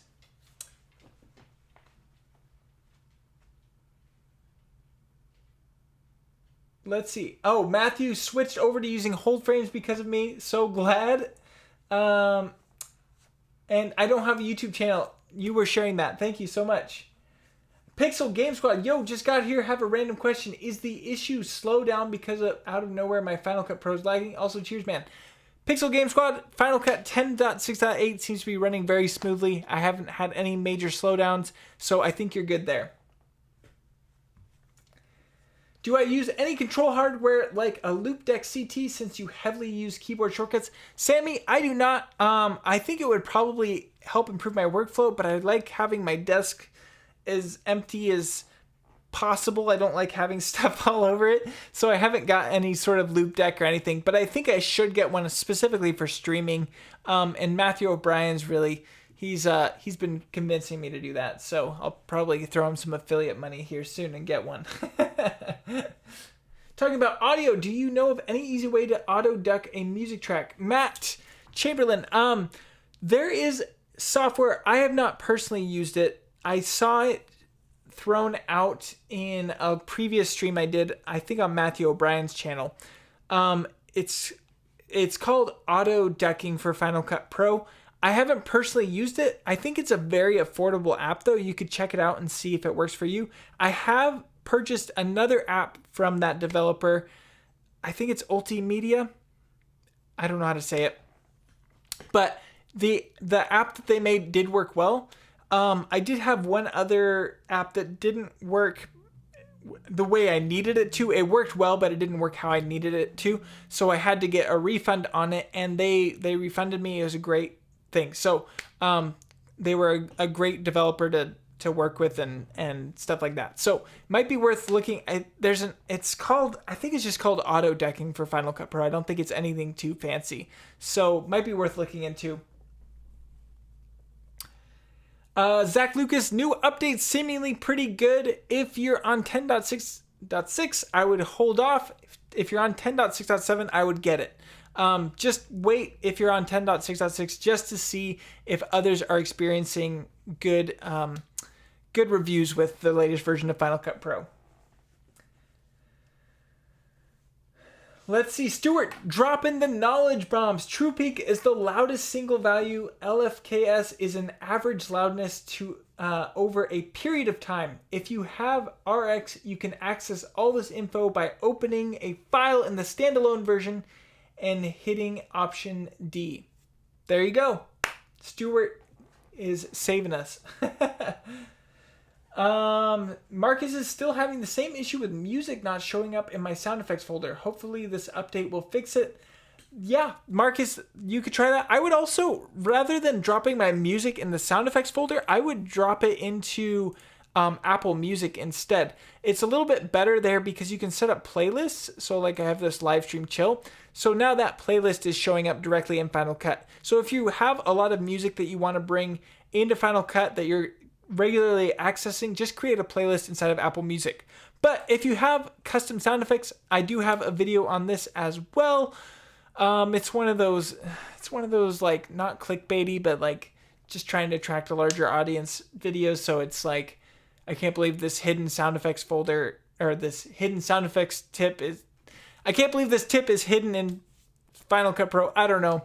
Got that live stream brain. But anyway, it allows you to bring in custom sound effects into Final Cut Pro. If you just look up custom sound effects folder inside of Final Cut, I'm sure a tutorial, I don't know if it'll be mine, but a tutorial will probably pop up, probably from Ripple Training. Let's see here. Hey, Pixel Game Squad, thank you so much for the super chat. You edit for some big dogs on YouTube, and you have to admit, I use many of my tips. Wow, that's great. Also, my own channel just hit 100K. Dude, congrats. That's incredible. 100K on YouTube. Hopefully you get your plaque soon. That's really amazing. Thanks for sharing that, and thanks for the super chat. PJRND. I don't know if you have covered this, but my multicam projects have been buggy and laggy with 10.6.7, and it was only 1080p clips at most 4 angles for a wedding. I thought it was my SSD throttling. PJRND, it was probably not your SSD. It was probably 10.6.7. I had a whole slew of performance issues, freezing, crashing, all sorts of stuff in 10.6.7, and so did many other creators. So if you're on 10.6.7, it's probably worth getting 10.6.8. Matthew O'Brien, Stream Deck Mobile on the iPad plus Monogram video console. That's the workflow for live streaming and for fast editing in Final Cut. I will have to try that out. Do I have a video about the built-in video noise reduction in FCP, or is Neat the way to go? The Brazil show, if you can afford Neat Video, highly, highly recommend. It is just 100% the best out there. DaVinci Resolve also has a great noise reduction tool if you have the paid version, but Neat Video is amazing at reducing noise, and the noise reduction in Final Cut is just it's good for just the bare minimum, but it can't even touch Neat Video. So if you can afford Neat Video, highly recommend it. I do not have a video on that, by the way. I should make one. Dylan, do you think you could make some tutorials on how Zach King does his magic illusions? They seem to be very editing focused and the results always look cool. It's possible. It's not out of the realm of possibility. It's just how do I package it for my channel? So it's not out of the realm of possibility. I just got to figure out how I would approach that. And also, Zach King is a legend. He actually started out teaching Final Cut Pro as the Final Cut King, and I don't know if he still uses Final Cut, but yeah, his stuff's super cool. Peter Drowning 10.6.8 is not showing up as an update in the App Store here in Canada. Has it dropped any Canadians? Peter, if you restart your computer or if you push Command R, in the App Store. That's what fixed it for me. It got the update to pop up. So yeah, restarting or Command R usually fixes that issue, and it should happen.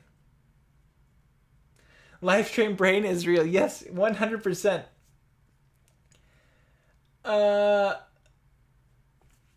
Taylor's sharing that it hasn't popped for him either. Brazil show saying close the App Store, reopen it. Yep. Command R worked for me in Canada. That's where it worked for me, Brad. Just wanted to say your growth on YouTube has been amazing, and I love how useful your videos are and have been for me. Hey, thank you so much. I really, really appreciate that.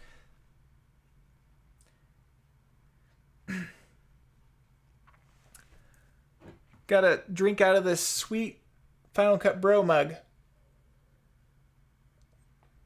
If you want a Final Cut Bro mug with my face on it, in case you don't see enough of my face, I do have the merch links in my description. So, and I haven't sold any, so I don't think people want to see the mug, my mug on the mug.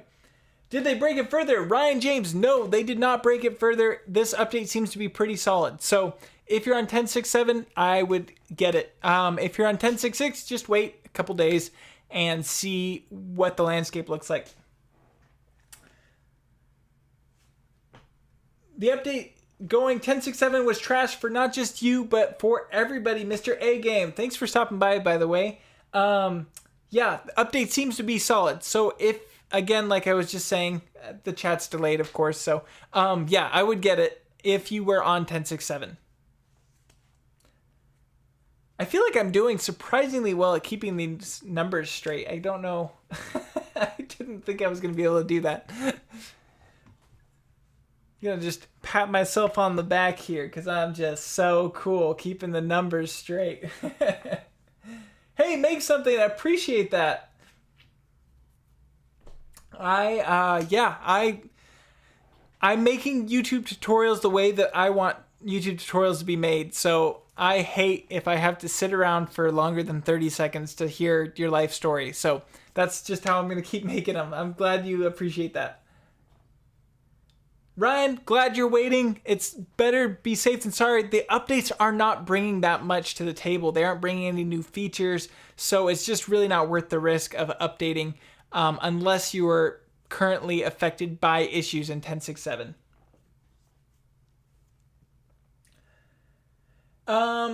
Ian asking, any chance on a tutorial about how to make screen captured elements become 3D? For example, when explaining something you screen recorded, that screen recording could be turned into an angle with depth. Hey, Ian, I'll throw one at you right now. You're going to want to use MCamRig. It's free. So I'll just drop in MCamRig here.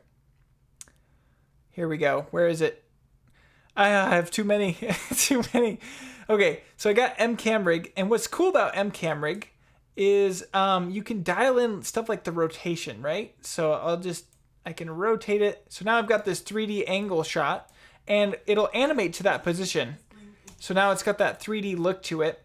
You can adjust, how close the camera is to everything, but you also have stuff like rotation rate. So if you want it to just consistently rotate over the duration of your video, you can set that up. Just powerful free plugin. Really, really amazing. It's got depth of field, which is super cool. So you can adjust that amount. But this would be a great way to get that 3D angle you're talking about. And if you didn't want it to animate, you could set it up so it's in the final position that you want. And you could compound clip it. Here we go. Let me find the rotate. Oh, I'm before the animation. So you could set up the final angle and compound clip it and throw that into a multicam that you can quickly jump to. So yeah, I would just use MCamRig to do kind of what you're describing. Super powerful tool, and the best part is it's free. Hey, Peter Downing, thank you so much for the super chat. I really appreciate that. Thanks all. Restarting popped up 10.6.8 and updates. Upgrading now. Woohoo! Hopefully it fixes your problems. Is there a way to force update? I don't see it in the App Store yet. Again, that is Command R can do that in the App Store, or restarting your computer can get it to pop. Here in Final Cut Pro 10.6.7, no problem, new life. I am jealous. You are one of the few people I've heard that haven't had issues, so I'm jealous. So if you're not having problems, maybe don't update to 10.6.8. If you are having problems, then get it. And I'm glad you love the videos. I appreciate that. Ryan James, you rock, and some of your tutorials have helped tremendously. Thank you so much with showing me some stuff with motion for what I needed. Hey, I'm so glad, Ryan. I really glad that I am glad that motion is understandable by me, because I don't understand developing plugins and programming, but motion is all very visual and stuff, so I really grasp the visual side of that. So I am hoping that I can just help more and more people learn motion. I would love to see more channels teaching motion pop up, so hoping that happens, and we can just make motion an even better app. Thank you, Taylor, for sharing. Hit Command R. Appreciate that. Thank you, Ryan, for watching my stuff quite often. I appreciate that. 10.6.7 shut down more than a diabetic's kidneys. That's awesome wordplay. Yes, it did. It went bad. I went back and Time Machine restored 10.6.6, then zipped it, then upgraded in case I have to revert. Great move, Brad. That's the way to do it. I've never used motion. What are you missing? So the Brazil show, motion is just really powerful for creating templates for Final Cut Pro. All the plugins I've ever developed, like my ProZooms plugin and everything, has been built 100% inside of Motion. So that includes adding these on-screen controls, shrinking and expanding stuff. You can rotate here. So all of those tools were created inside of Motion. But on top of that, if you have like, let's see if I have, let's say Premium VFX, I'm pretty sure they built this in Motion, so like you can create templates with these fancy backdrops and everything, and yeah, so you can build all of this in Motion, and then you can just use it forever inside of Final Cut Pro. So you build your template once, saves you a ton of time. I've added in my logos, I've added in different, lower thirds animations, all that stuff, and I can just very easily access it inside of every project by building those projects again, or by building those templates again.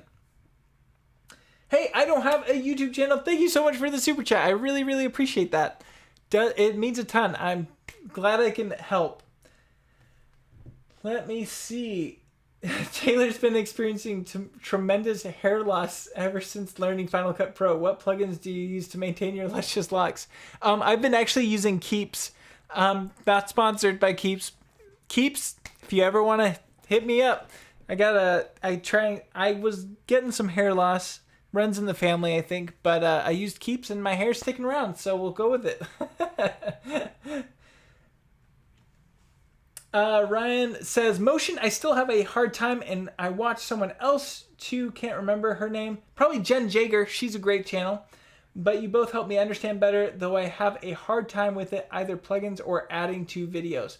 Yep, it's a learning curve, so, and I try and make it so anybody at any level can watch my videos, but a lot of the time I forget to like really break down the basic concepts. So that's something I need to get better at.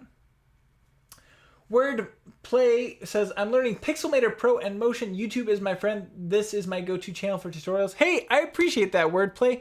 And Pixelmator is amazing with Motion.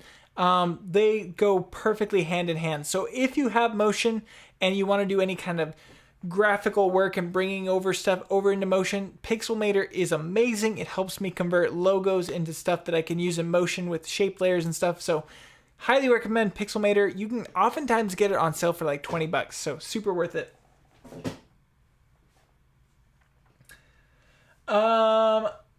That's her. Okay. Yeah, Ryan. So that must have been Jen Jager. Let's see. Have like 3 weeks only watching your motion videos because I wanted to add nice motion, especially lower thirds and backgrounds to my courses and tutorials. You're a legend.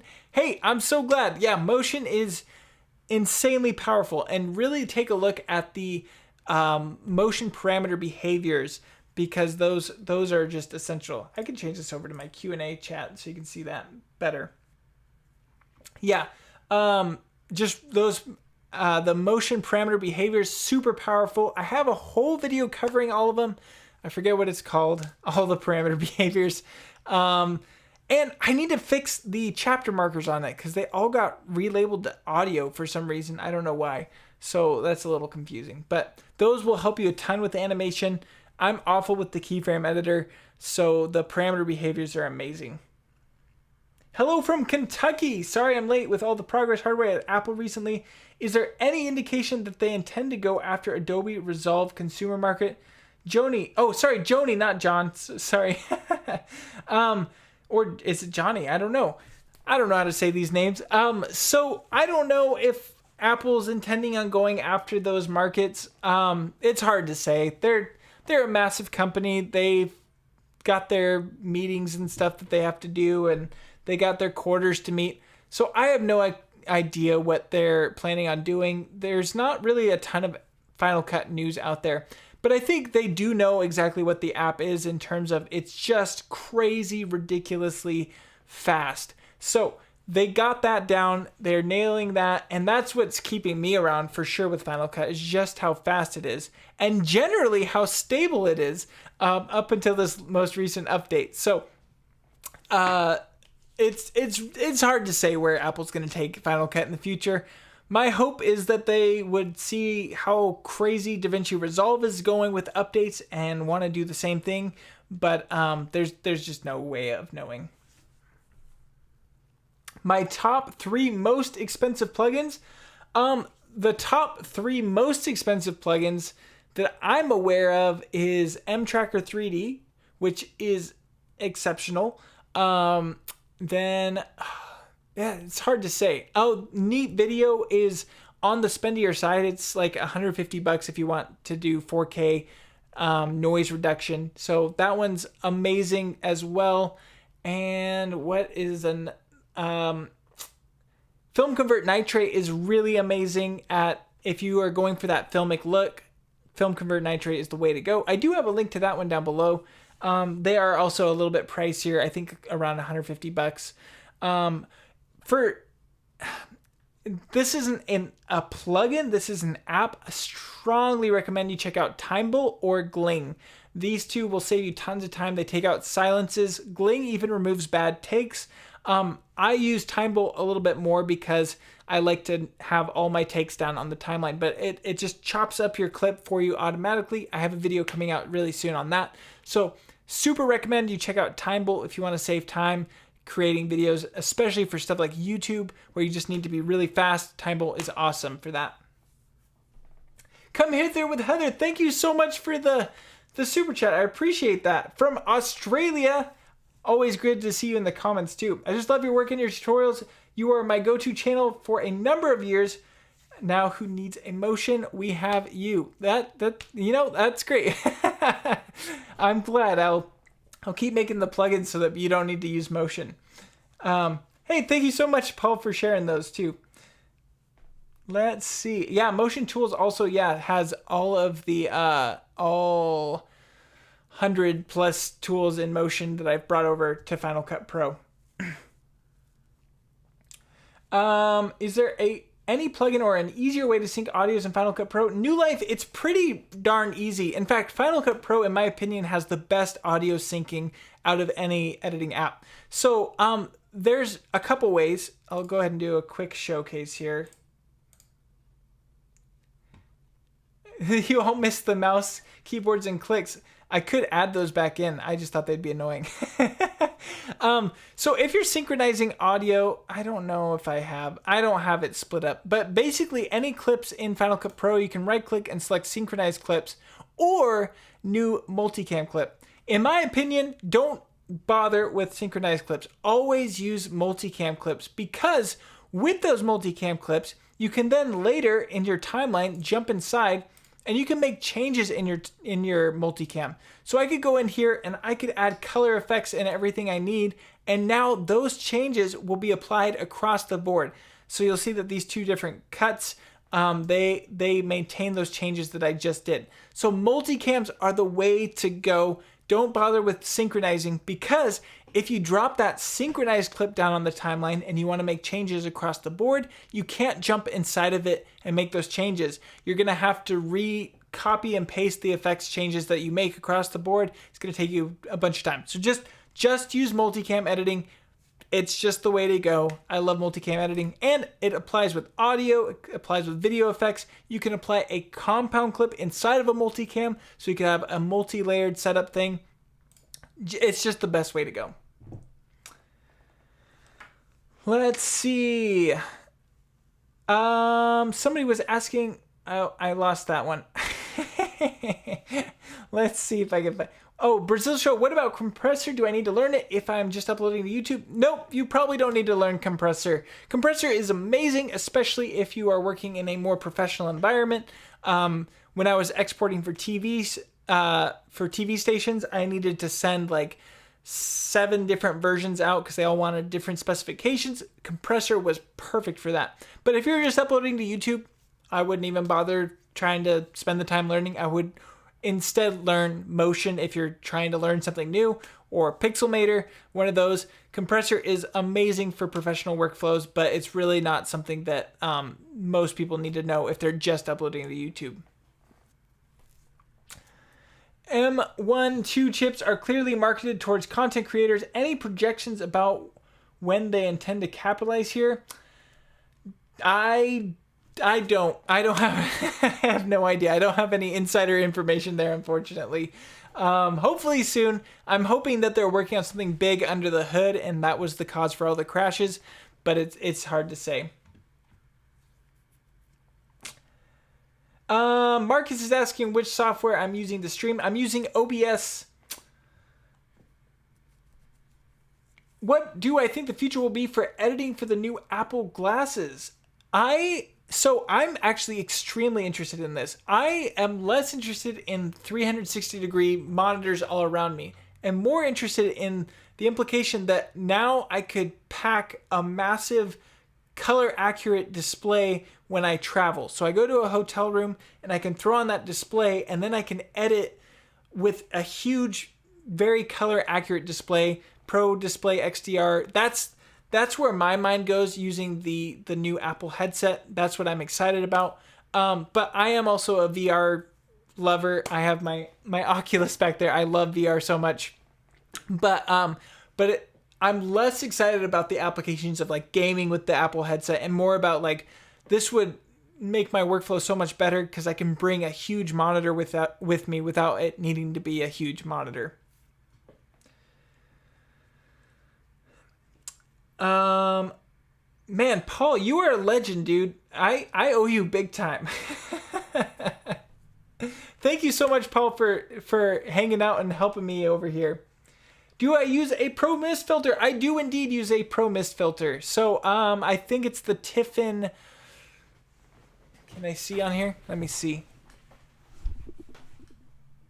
I don't remember if it's quarter or eighth. I think it's eighth. Eighth Pro Mist from Tiffin.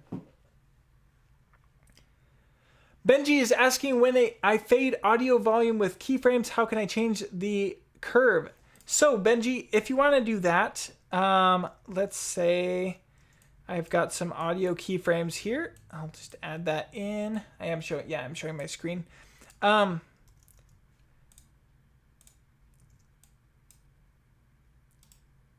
So Benji, let's see.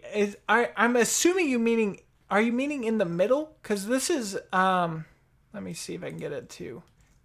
I guess you can't add a curve to the middle keyframes.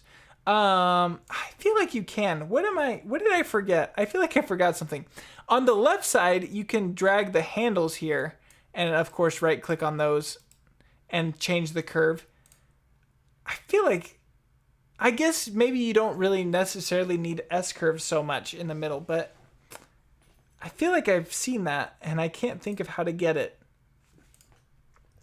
All I know off the top of my head, that's weird. I feel like I've seen it, but maybe not. So, yeah, basically your best bet from what I know right now is to right click on your keyframes here and change it like S curve. But that's just these particular handles. So if you needed it in the middle of a shot, you could do a cut here and slope it off. But yeah, I don't know if you can actually add any kind of curves to the actual keyframes.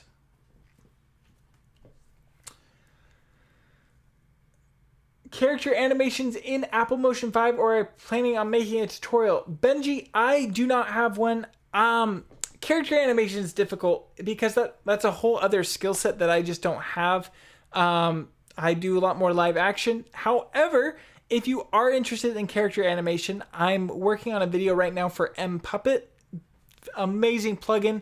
And that one would be essential if I was doing any kind of character animation. And it works both in Final Cut Pro and in Apple Motion. So you can check that out on Motion VFX.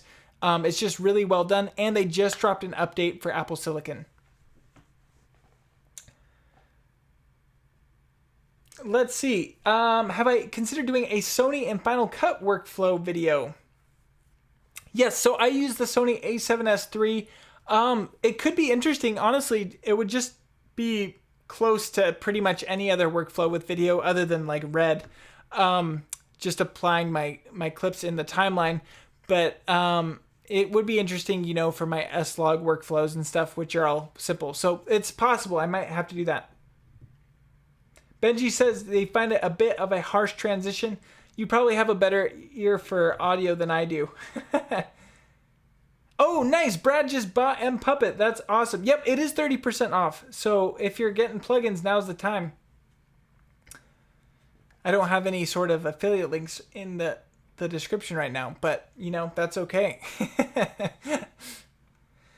All right, everybody, I think I'm going to have to cut this stream. My voice is shot and I'm out of water. So thank you so much for stopping by. Again, I'll just close the stream off saying if you have 10.6.7, I would recommend to go to 10.6.8. If you don't have 10.6.7 and you're on an earlier version, hold off just a few days. See if anybody else is having any major issues with the most recent version of Final Cut. And if they are not, then you could update in a few days. But before you update, make sure, oh wait, let me change this back. Make sure, everybody needs to know this, go to Finder, go to your applications, right click on Final Cut Pro and select Compress. That will create a duplicate version of Final Cut Pro that you can jump back to in case the newest version is broken. So, that's it. Thank you again, everybody. I really, really, really, really appreciate you hanging out. Can't believe we had so many people stop by on the stream. Just amazing. I want to do more. I do want to do a fully dedicated video, fully dedicated stream, I should say, to plugins. So be on the lookout for that soon. And thank you, everybody, for hanging out. Wait, oh, I got a guest on his stream. All right, Matthew, I'm headed over there. All right. Thank you, everybody. Have a good one. Peace.